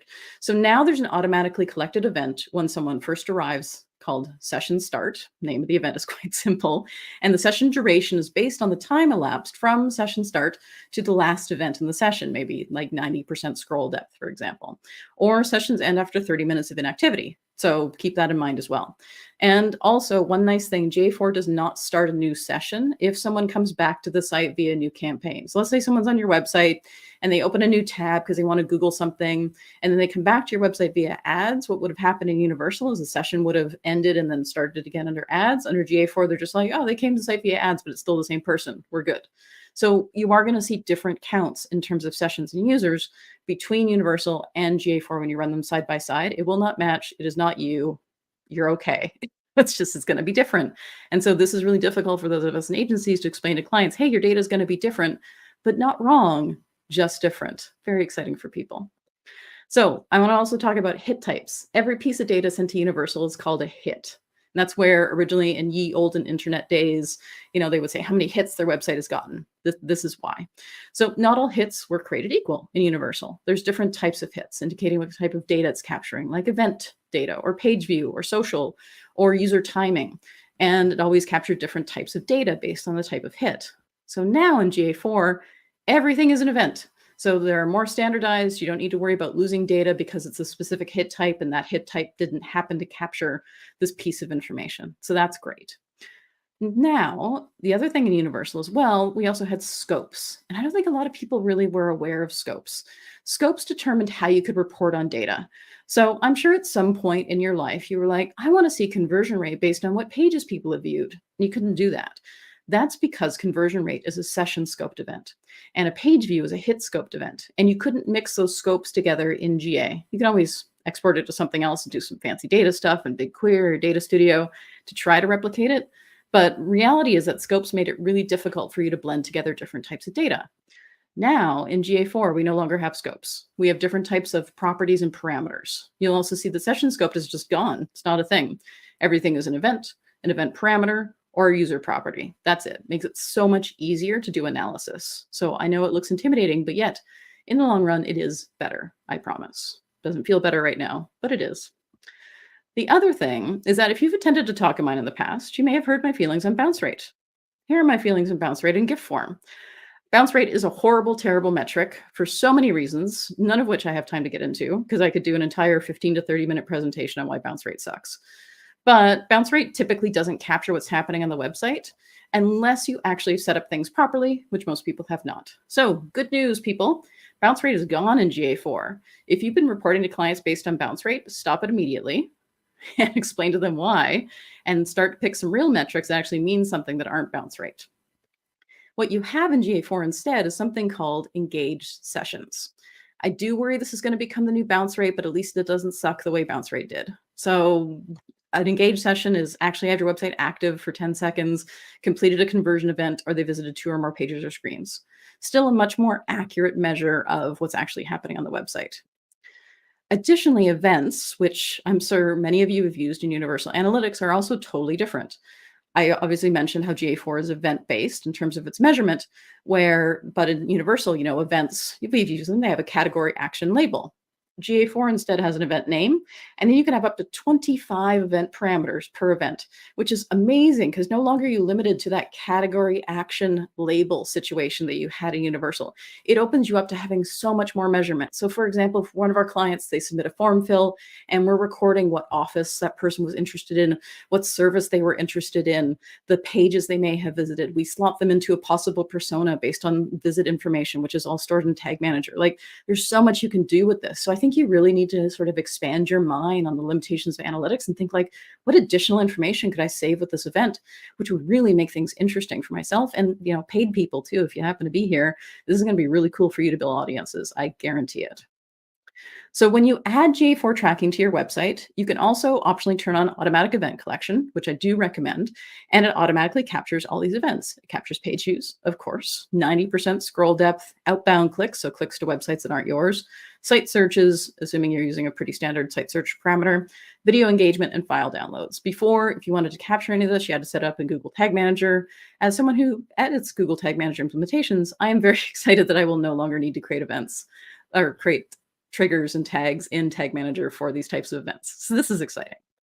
If you want to see a list of everything that's automatically collected, there's a helpful article on Google's website here that's got a list. If GA4 can't figure it out, you might not see them, but a lot of them will definitely work out of the box. And this is an example of, for example, from one of our clients, we just put GA4 on their site. We didn't do anything else, nothing else fancy, just the code. And these are the events that GA4 collected by itself without any extra input from us. So the first thing you should do, just get GA4 on the site. Just add it. It'll do some stuff on its own. At least you've got some data coming in for comparison, and then you can enhance it later with more events. So what is not automatically collected? So other scroll depth. So we typically add 25, 50, 75, 100 in addition to the 90% that is collected. We want to listen for form fills, for example. We know if people are contacting you. We want to know if people are tapping on telephone or mail to or SMS links. We want to see videos if they're not YouTube. So let's say, for example, people use Wistia and other user engagement events. Are people clicking on CTA buttons? Are they opening and closing accordions? Do you have a back to top button? Are people using that? Those kinds of things. That's what we want to record because there's no event limit in GA4. Just go hog wild. Like, I mean, eventually you can run out of events. It is true, but like you'd really have to try hard. So just add events. You'll get so much more data out of what you used to be able to get out of Universal. The other thing too is that goals are now entirely based on events. No more destination goals, which were bad anyway because if people left their tabs open, and I know you all love hoarding tabs, if you left your tab open that was a conversion tab, you would end up recording false conversions. So goals are based on events, which is awesome because it is so easy to set up a conversion now. All you have to do is click that little slider and say, hey, it's a conversion. Congratulations. Dangerous because you could say page views conversion. You really don't want that to happen. My philosophy always for goals is that you got to make sure that the only things that make you money or relate to your overall business goals, let's say your charity, like donations, that's a goal. People contacting you, that's a goal. Page views, probably not a goal unless you're like BuzzFeed. They probably want page views because ads. So how do you add events to GA4? The basic event set might be everything that you need, but maybe you want to add some fun stuff. That means you're going to have to learn Google Tag Manager. I'm sorry, but GTM, also very cool. Also no time to talk about it in this presentation. So hopefully, if you're using Google Tag Manager before for Universal, you could just reuse the triggers and send them with GA4 events. But for example, this is what a GA4 event looks like.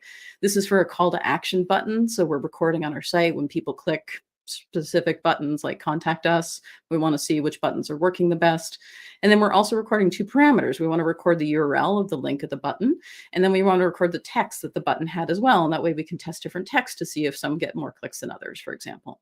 There's lots of good tutorials on Google Tag Manager out there. And definitely I can also go pop into the comments later and send a few out as well.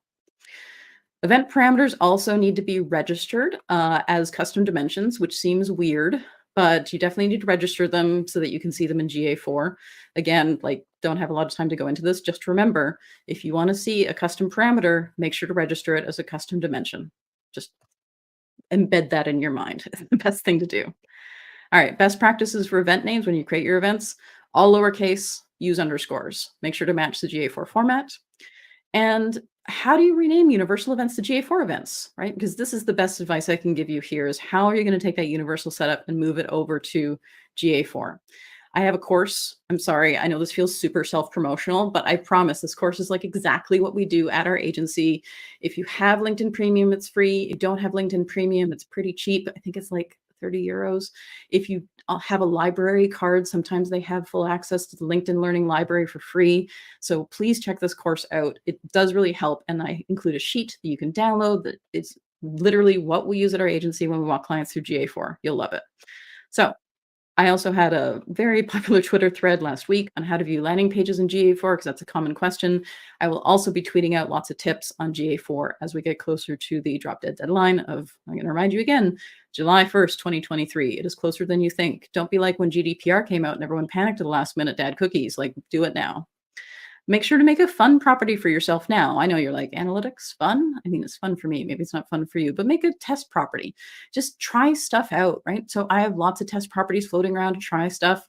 And the only way you learn is by getting in there and trying stuff. You can't break it. Just click on things. Like, maybe try to break it if you can. And then when you're feeling ready, make your live GA4 properties. I always like making a sandbox before I go live. All right, last thing, there are some additional resources to get you further along in this journey. I recommend following Charles Freena on Twitter, super great. Krista Seaton, also super great. Also used to work at Google on Google Analytics, also has a fantastic training course as well. Ken Williams, he has an amazing analyst guide to GA4. You got to read that. And then if you're feeling super stuck or you do a lot of GA work, may I recommend the Measure Slack, which can be found at measure.chat. It's a really helpful, amazing resource where lots of these great people hang out, including myself. That's everything. If you want to find out more about GA4, we also have a newsletter every Friday. It's, marketing and also like fun, cute things. So I recommend checking it out. And that's all I have to say about GA4 in, hopefully that was 15 minutes. I didn't have time to look at the clock, so gotta go. Super slick, Dana. Just on. I mean, this is the comment that kind of sums it up. I think Tessa kind of hits it on the head here. Thank you, Tessa. I will send you money later. I'm fairly sure that wasn't a paid promotion from Tessa, but well, yeah. I think somebody also said, "Oh, yeah, you need to do a talk on Google Tag Manager." So I think I can cover that one too. I have done a talk about Google Tag Manager. Actually, I have done a talk. So if you Google MozCon and Dana DiTomaso, there's a video I think from 2018 or 2019 that I gave at MozCon. You also did a great talk at Brighton SEO on TTM. Yeah, I don't think that was recorded, but that one was in the Brighton SEO podcast. If you want to listen to me, and slides are out there. So, yeah, I have referred back to those slides myself. And how did Dana do that cool thing in GT? Oh yeah, there's the slides. and unlike other people, where I think Carthy had to take a different Twitter name because someone else had his Twitter name. There's only 2 Dana DiTomasos in the world, and the other one has gotten married and hyphenated her last name. So if you Google my name, it's just my stuff that comes up. So, and we're not related, although we are friends on Facebook. The other Dana DiTomaso and I. Nice. No, that was a really, really great session. We had some really good questions come in. I'm just going to quickly whiz back and find some of those. Okay. Here we go. Here's a good one from Kyle. Does direct in GA4 mean the same as it does in UA? E.g., don't know. Yep. Yeah, it's Google's definition of like that emoji of the shrugging. Like that's Google having no idea where people are coming from. I do have to say that if you have like more than half direct, you probably might have something wrong with your setup or something, like people aren't coming in correctly. I see this a lot if you're using systems like Segment. Sometimes there can be redirects and that causes attribution to break. But I mean, direct is just like, we don't know. You figure it out. Yeah. I have another good question here from Kaiser Solutions. Is there a quick hint for setting up GA4? Should I set? I think you kind of covered this a little bit in your talk, but should they set it up today just to start messing with it? Set it up. Yep. And I mean, always name your first property. I like the word sandbox. You can call it whatever you want, but there's also a little sand emoji that I often put in my property names to indicate that it's a sandbox, because you can put emojis in GA property names. But just set up a test and just see what data comes in and then compare the two. And as I said in the course on LinkedIn Learning, we have a spreadsheet where I actually do calculated fields where you can compare GAU versus GA4, and then you can see if it's relatively close. Does GA4 play nicely with Data Studio too? It does, actually. It does look different. So not only do you have to do the exciting task of changing all of your clients and yourself over to GA4, but then you also have to change over all your reports. Yay, we're going to do that later. And so somebody else had a question about that, or that kind of covered in that question about quick tips to get started. So, I mean, you kind of mentioned it briefly, but I can recommend the LinkedIn course you've done on GA4. It is really awesome. Thank you. For people that haven't seen it yet, LinkedIn are also doing it. If you've never used any of the LinkedIn training stuff before, you can get a free trial. So if you want to start with your free trial of LinkedIn learning stuff and get Dana's course, it's definitely worth having a look at. Yeah, and if you haven't done it yet, there's also an introduction to GA4 run by Corey Coburg, which is also great. And there's a GA4 audience builder by Sam Barnes, also spectacular. So like there's a bunch of great GA4 courses on there, not just mine, which are also great. So good.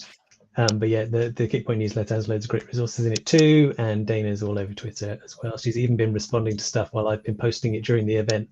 So she's proving that multitasking can be done, just not by me. So thank you very much, Dana. Again, thanks for all the speakers, but thank you for donating your time, because that's what kind of makes the event awesome.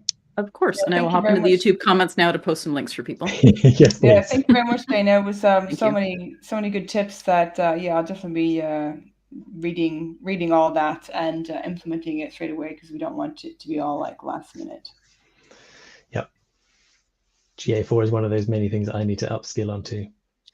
Yep, don't put it off, because then you'll regret it. So you definitely want to get things set up at least by June 1st, but ideally like now. So thank you, Dana. We're going to switch out. We've got our next speaker coming up. So there you go. Joe's put the slide up. So if you need an introduction to Aleyda Solis, then you've probably not been paying attention much in SEO for a while. If you actually genuinely haven't heard of her, that's okay.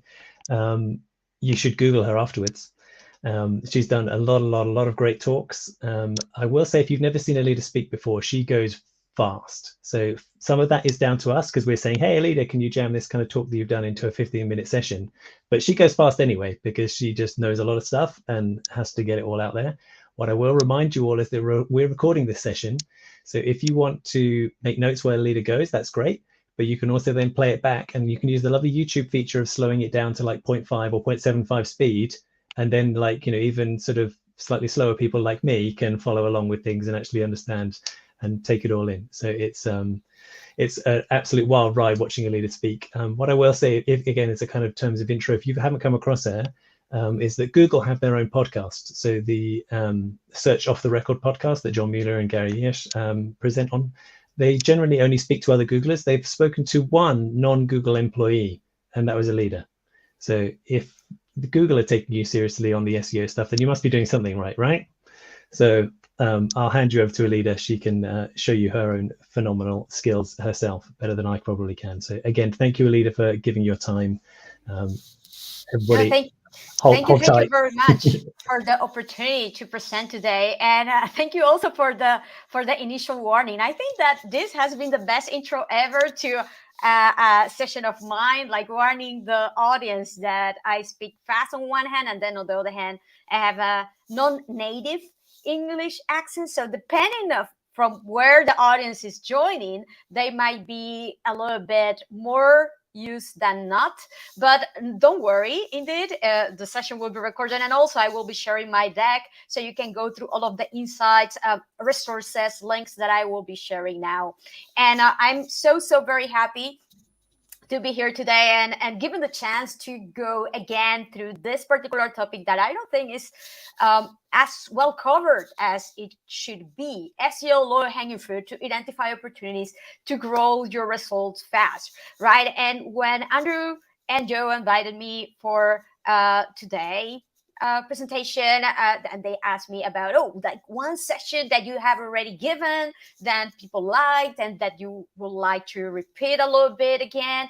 And I did this poll, and most of the people chose SEO for e-commerce. But then I saw that, of course, Carthy was going to join today, and there's also quite a bit of information out there for SEO about SEO for e-commerce, right? And then I saw that all of a sudden, SEO low-hanging fruit started to get a lot more votes and sparked a little bit of conversation around this particular topic. And then I decided myself to go for it, because I can definitely see that this can be a game changer in the way that many of us do perform an SEO process. So we all know that achieving SEO success is hard. In fact, I asked around a few months ago about like the perception that people had regarding if SEO had become a little bit more difficult and challenging in the last few days and in the last few years, sorry. And people say yes. Yes, it is harder to get results, is a challenge. And some of the challenges revolve around the fact that it's difficult to gain support because of how non-trivial certain resources are needed to implement things. And then on the other hand, because how long we need to wait in order to see the impact of what we do, of our execution, right?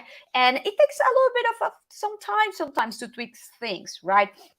That is why we all know also, I think that there's a lot of awareness around how fundamental it is to prioritize SEO activities, right? Based on impact and effort. That it like there's no room, unfortunately, at the start of nice to have. It's like must to have in order to see the impact that actually matter for the type of goal that we're trying to achieve. And those type of checklists without prioritization is like not really that helpful in order to make things happen, right? So in the latest, I believe in the last few months, a lot of resources have been shared about this. And in this particular case, I actually shared this little matrix that I do in order to identify those aspects that need to be executed right away because of the lower effort and higher impact. And I actually share a Google Sheets that you can download from here, pretty much that you need to fill with your own SEO activities, and that will drive to make it so very easy to identify which are these actions.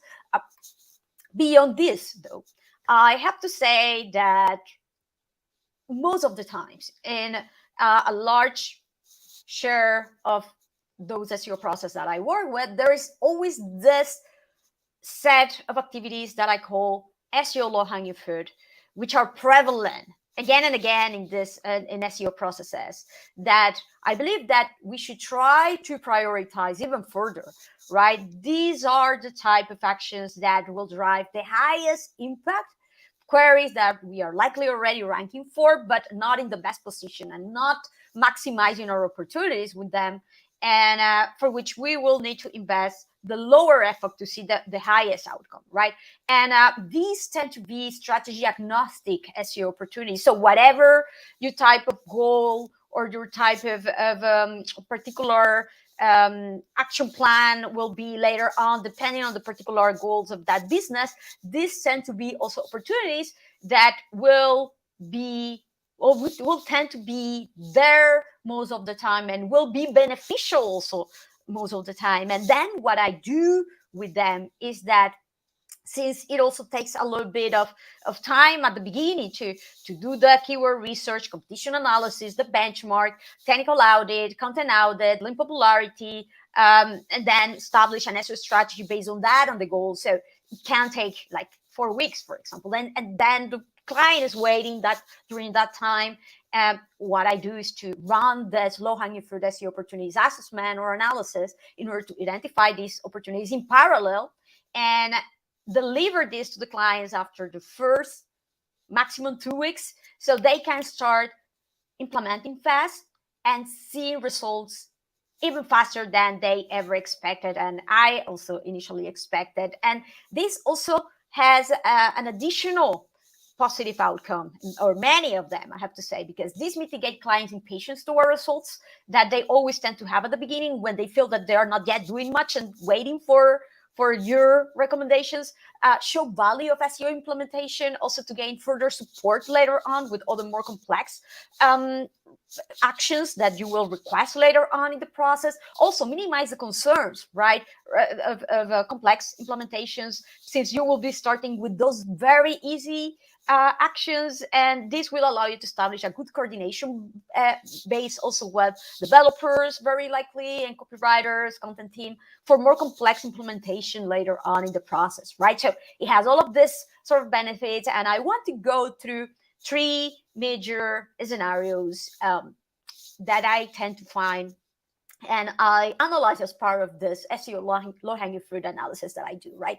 To improve the click-through rate of already top-ranked pages, optimizing internal linking of all those ranking pages, and monitoring trends and content freshness to update and rank better with content that is already great, and sometimes it just needs to be revamped a little bit in order to improve even further the results, right? So let's start with improving the click-through rate of top-ranked pages. So it is to ask at the start for what popular relevant queries are you already ranking well but have a low click-through rate. Like in my case with remoters here, 2nd position with a feature snippet, and you will think, oh my god, a feature snippet, the click-through rate should be amazingly high. And no, because it's the 2nd feature snippet, and Google doesn't necessarily do a great job here differentiating it versus the first one, so people will tend to click on the first one, overlook mine, and whenever they don't click on the 1st position, they will move ahead directly on the 3rd or the 4th, whatever, but not mine. So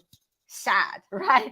Very, very sad. It's the type of result that should give you a very high click-through rate. At the end of the day, it doesn't. And it's one of those type of scenarios of poor click-through rates that we want to identify and assess and go ahead and prioritize to fix, right? So here you have a flow chart of those frequent scenarios in green, the ones that we will give a high priority to focus on, the ones for which you are ranking already for a relevant query, for a relevant term, with the relevant rank page too. And the low click-through rate is because of a matter of an unrelevant, unattractive title, meta descriptions that you need to optimize, also feature inclusions that you're not leveraging, but could, because these are also feasible for you to target. Then, of course, we have other scenarios like more ad inclusions that lowers the click-through rate, or serve features inclusions that you are not leveraging, but you cannot because of restrictions, format, relevancy, or search intent that is satisfied directly into the SERPs because Google has started showing a new feature that generates a non-clicked. So there are also scenarios, as you can see here in red, or maybe also the query, the term is not relevant for you. So there are many different types of scenarios. The ones that we are going to focus on right now are the ones in green, right? Like we are going to see later on that there are scenarios also for non-relevant rank pages, but relevant queries that we will also tend to focus on later on. But at the beginning, let's start with those relevant queries with the relevant page, right? Because these are the ones that just tweaking a little bit will improve the click-through rate, even despite the fact that sometimes even the position will be a little bit worse. And even with lower impressions, the clicks impact and difference will be higher, as you can see in this particular example. So how we can identify those very quickly. Identify those click-through rate opportunities for free. If you want, much more easy and straightforward. But for example, I love to use the search analytics add-on for Sheets, importing metrics by device on page to have the very granular data, segment per device, and apply conditional color formatting to identify differences in behavior very quickly. Get the terms ranked in the top 10, eliminate the rest or hide the rest, so you can identify for those queries in the top, in the first page at the top, that tend to have a higher visibility, that have also the worst click-through rate, and then try to prioritize those with the higher impressions too. You can also use this GDS dashboard that I share to identify top queries, click-through rate opportunities per page device country too. This also can facilitate the process, and how you can identify if the click-through rate is actually poor. This is a very common question, right? I use advanced web ranking actually as a rank tracker, and they tell me, look, these are the queries and pages that tend to have like a lower than usual click-through rate. But they also have this open resource that they share for free that you can used to identify what is the average click-through rate per position based on device, based on country, depending on search results, features. So you can have a reference that is a good one, reliable for your particular industry and pages type, right? Of course, you can automate this by using tools that integrate with the Google Search Console data for click-through rate and the performance. So, for example, write an SEO testing, provide this information right away in case you have a little bit of budget and you want to save this analysis time, right? So, and here the goal is for this that are click-through rate on the performance to identify if these are meaningful terms that you want to target, and if these are ranking actually with the relevant page. As you can see, I do this in Google Sheets with a matrix, yes or no, to identify if that's the case. And I then keep and focus to assess why the relevant pages for these important terms with high potential have such a poor click-through rate, and go ahead and verify those. And to facilitate this assessment, what I do is I import, I use a lot Google Sheets. I love Google Sheets. So of course you can crawl, you use your favorite SEO crawler and do a list crawl here. But also if you want, you can use Google Sheets functions and use an import XML to bring the title, to bring the meta description of these pages in order to assess them and validate if the title tag and description, headings include the term for which you want to actually rank, and identify straight away opportunities of relevance right there. You can and you should now also assess if it's not a matter that the title tags and the descriptions are not relevant, but it's a matter that Google is changing them in SERPs and you are not showing what you really wanted to in terms of title or description, right? So, and for that, we have now access to many more tools that are free. So, for example, SEO title rewrite checker, you import a list of URLs and it will check the title tag and the title in SERPs and will tell you what is the difference, completely for free. And you can also leverage paid tools for this, like Systrix, for example, will allow you to compare the titles between dates. I also use advanced web ranking for this to identify the changes in titles as a run tracker for those particular queries that I monitor with them. But in general, if you want to identify opportunities also, you can use Systrix for any page, prioritizing those in top position for popular queries too. So there's a variety of resources paid and free, as you can see. So the thing is, Google will show headings sometimes rather than the title, for example, that you wanted. And this is what is happening in my case here, as you can see here. This is happening much more now. And sometimes, unfortunately, it's because we're using patterns that they think are too generic, are not necessarily unique, specific, or are too long. And then they will replace the title in a way that will tend to hide sometimes the actual attractive term to show, and we'll have a negative click-through rate performance. Unfortunately, this change can mean, in many scenarios, something like this: worse average click-through rate for those particular pages. So it's important to identify when this happens and optimize them to become descriptive, attractive, but short also, avoiding replacement and improving the click-through rate, as I did here when I realized that Google was replacing the title tag that I had specified for that particular page. So I had to improve it further. Then also, beyond the title, meta description, optimization, we can identify SERPs inclusions opportunities versus competitors, scrapping the SERPs. So we can use, again, a variety of tools, but if you want to make it easy and also free or freemium, import XML, import from web, and XPath is a good option. You can bring them in Google Sheets to get the rank page for those top queries with poor click-through rate to assess versus competitors. So you can see which are the top rank pages for those queries, right? How are the titles being shown of those other players or those competitors that you're ranking against? The same with descriptions, right? For those best ranked pages, and see how they're optimized versus yours in order to assess and see if you're tweaking the title in a relevant, actually good way beyond your own opinion. So, and you can see here the functions that I have used for this import from web queries here, so you can reuse them also in your Google Sheets.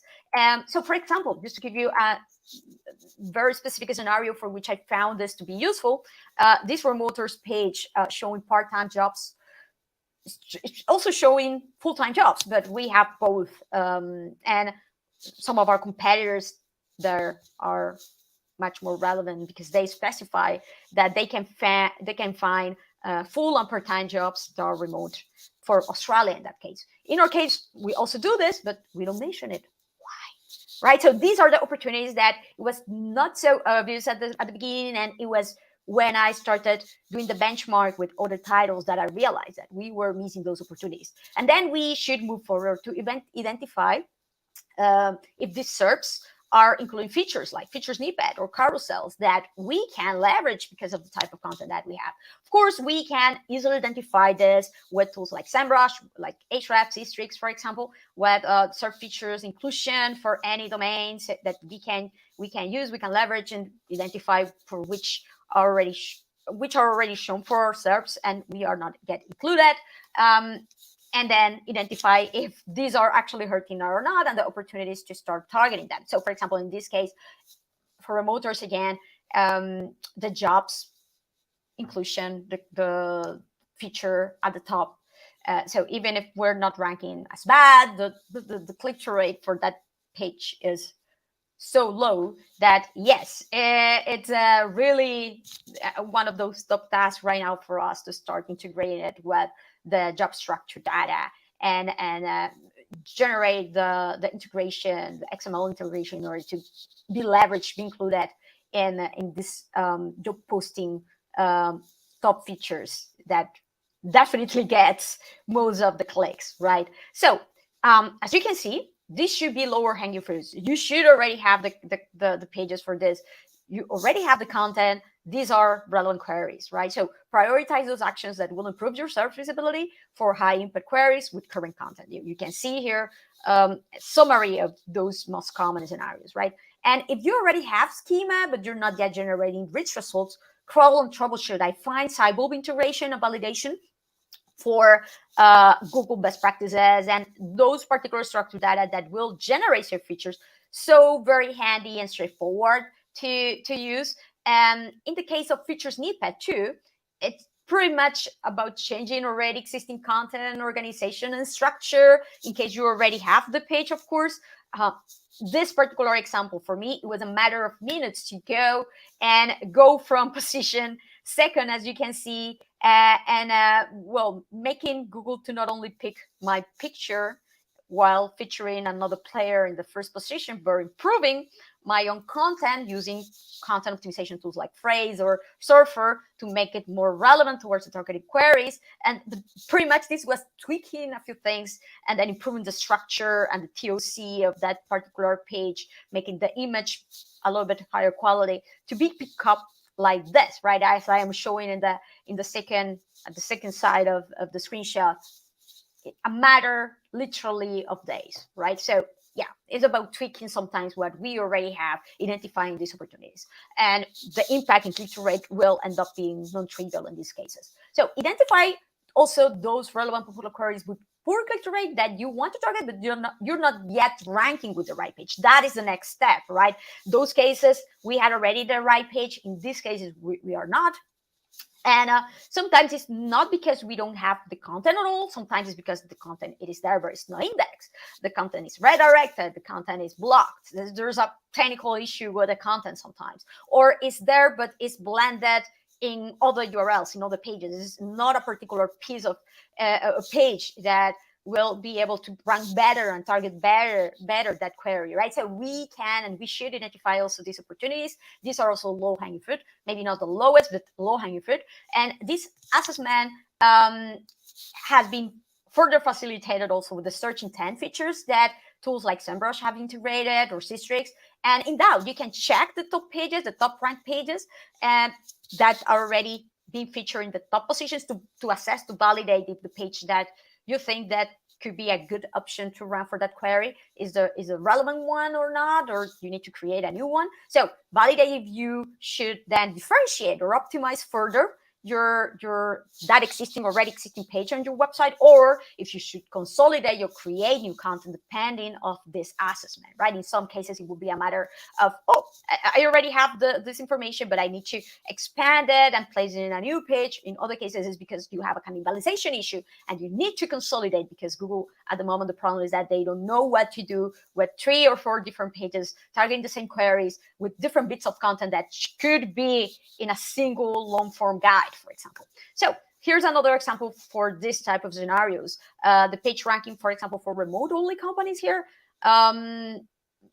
which is nice, but this is actually not the target keyword or query in this particular case. So for me, this was that is a nice opportunity. I should probably start targeting, optimizing better for this query. So identify these cannibalization issues for free with this Search Console, that studio that was created by Hannah Ranton when she was a Strategic IQ. Amazing free resource that will facilitate this. Again, there are tools like Write or SEO testing that will provide this cannibalization problems integrating Google Search Console data right away, as I'm showing here. And then, of course, you should select if it is relevant to keep those that perform better, while to handle one redirecting or merging those that are not, to consolidate. And then you can measure the impact of these changes easily using Write or SEO testing test tools. So for example, SEO testing has this time-based SEO test for URL switch scenarios that are very, very, very handy for this. And let's move on to the last scenarios, right? Optimizing internal linking of almost ranking pages. For queries, you have more relevant content than the competition, but lower page link popularity sometimes is real, especially for very competitive queries, right? I know that so many of my best pages here that I have taken care to optimizing so well, but they still get less backlinks. They have less link popularity, right? So identify those scenarios, and if these pages don't yet have at least as many backlinks as others, at least improve their internal linking. The problem sometimes is even that they do have backlinks, but they are not well internally linked. So let's try to align the link popularity in general of these pages, right? So obtain the backlink data from the Search Console and third-party tools like SEMrush, identifying pages with backlinks, triggering also errors and they are erroneously redirecting to, and obtain also internal linking data by using both Google and Search Console and your own site crawls. So again, backlink data, internal linking data, both for free, what the Google Search Console and paid tools do to consolidate them. And then you can integrate this data, all these metrics, with pages and queries of your Google Sheets using a bit lookup, as I am showing here on screen with a real example, and do the same with internal links data to integrate in the same sheet than where you have the backlinks on rankings metric. And like this, you will be able to have for your pages that are almost ranking, but not in the best position. They are in position 3, in position 4, in position 7, right? And you know that their content is better than the one of your competitors. It's then probably a matter also of backlink popularity, internal linking, all the factors, right? So let's assess and identify those. And we should be able to do it in a very simple way by seeing the linking size, the backlinks, and internal links going to this page. And we can see here highlighted that they were poorer than the ones of many of the pages that were even ranking better, right? So we can then identify which are those pages that we should start linking more because they are not receiving as many backlinks, but they are very well internally linked. And they should be linked more ideally also from those pages with the higher popularity that sometimes are not referring with the ones money-making pages that we should prioritize to rank, right?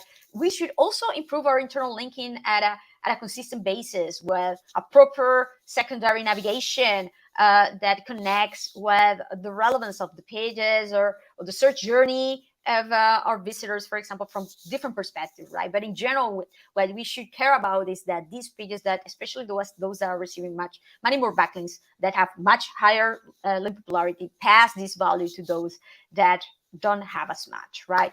And then finally, monitoring trends and content freshness to update and rank better. So if there's something that we've learned in the last year is that search preferences and trends can change really fast, like, for example, for all remote work related trends. So it's critical to identify and keep the relevance of current content as on point as possible, and then to expand the reach for more traffic with new trends, with new opportunities, with new queries. So we need to be fast when identifying the change of search behavior, and also assess if our content is up to date for their targeted queries, right? So see what happens here is another real example that happened to me with remoters.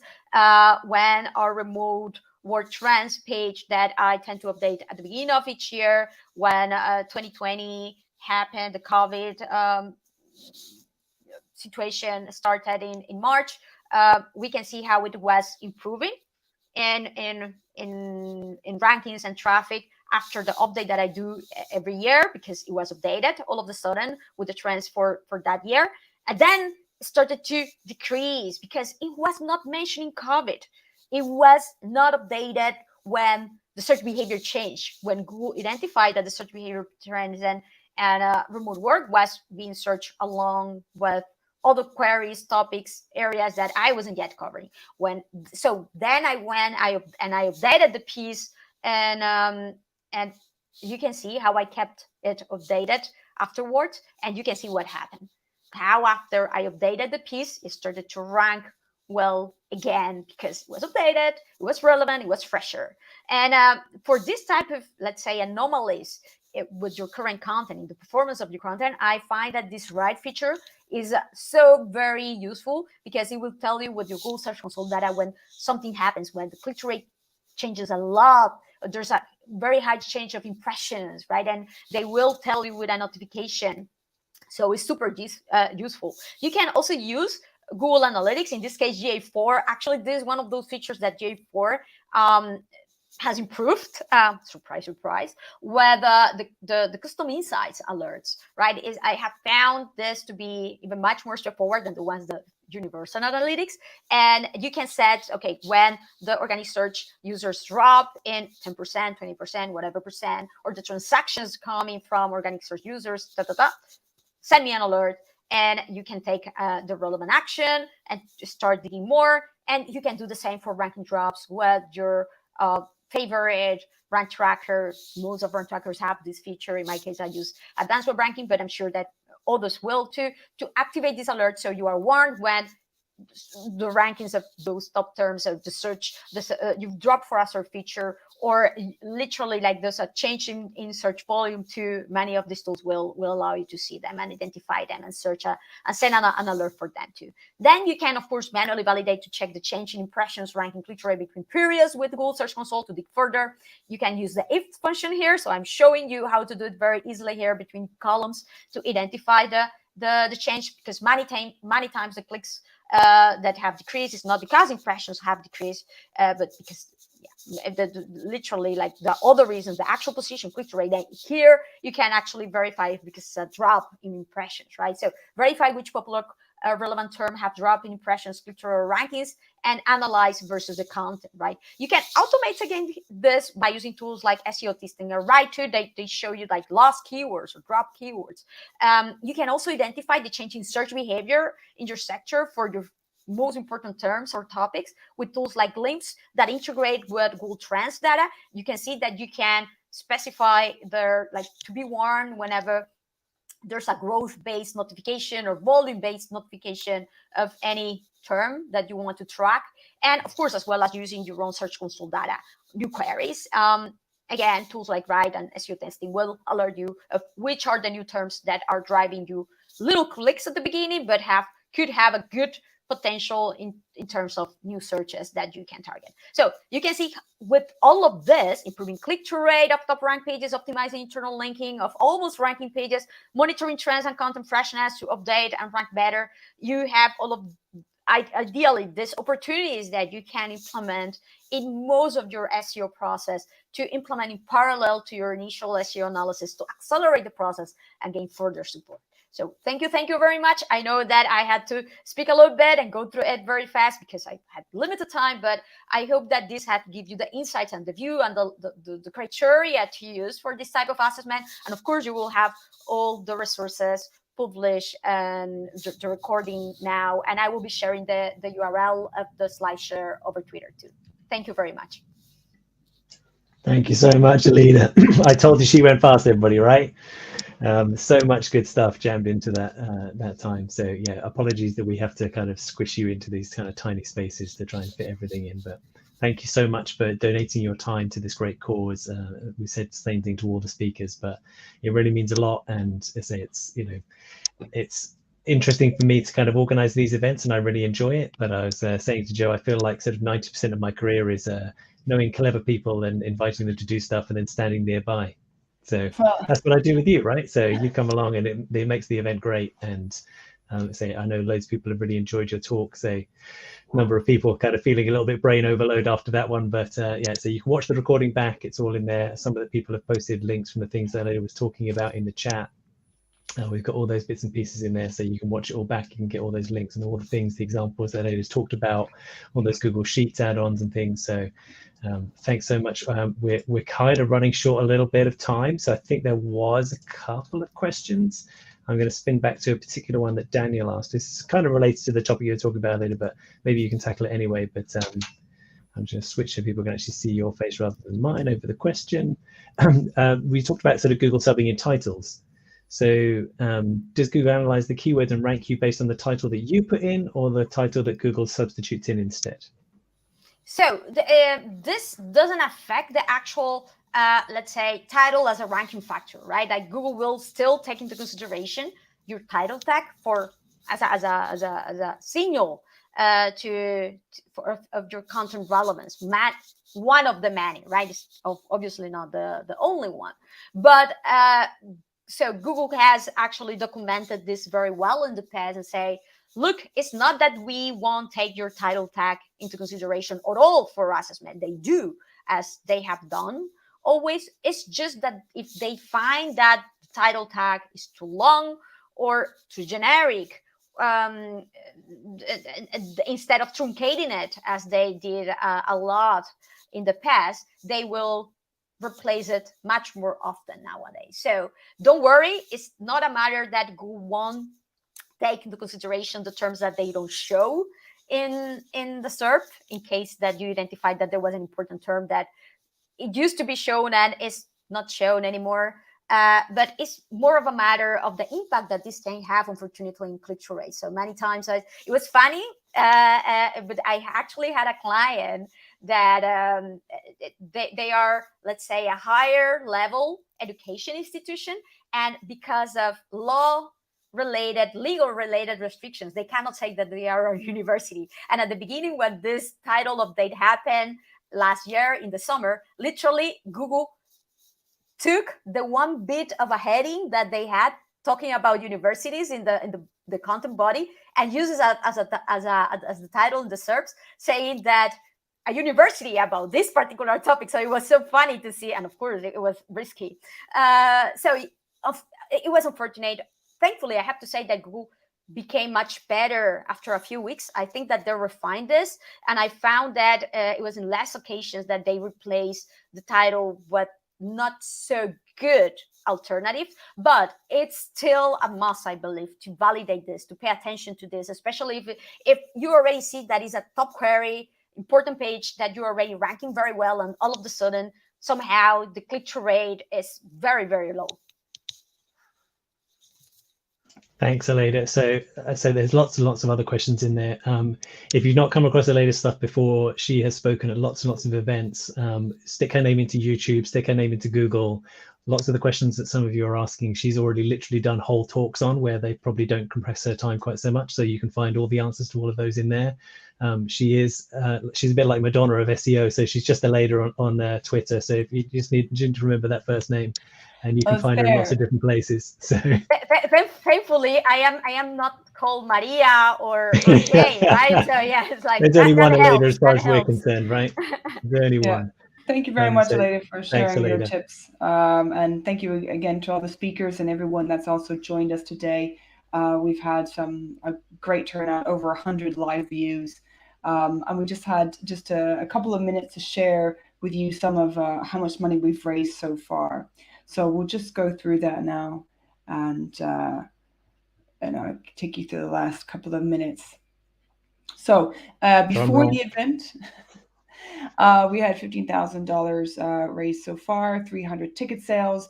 Andrew can go into a bit more detail, and he did mention where the money goes to.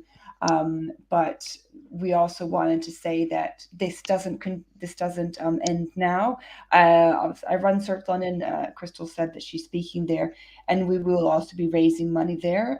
It's an in-person event in central London, meetup.com/Search London. All the ticket sales for the event goes towards the charity and the Voices of Children, which is what Luke mentioned earlier today, which is fresheners.co.uk/Ukraine. So there's going to also, I'm sure there's a lot of other charities to support, and there's a lot of other events coming through as well.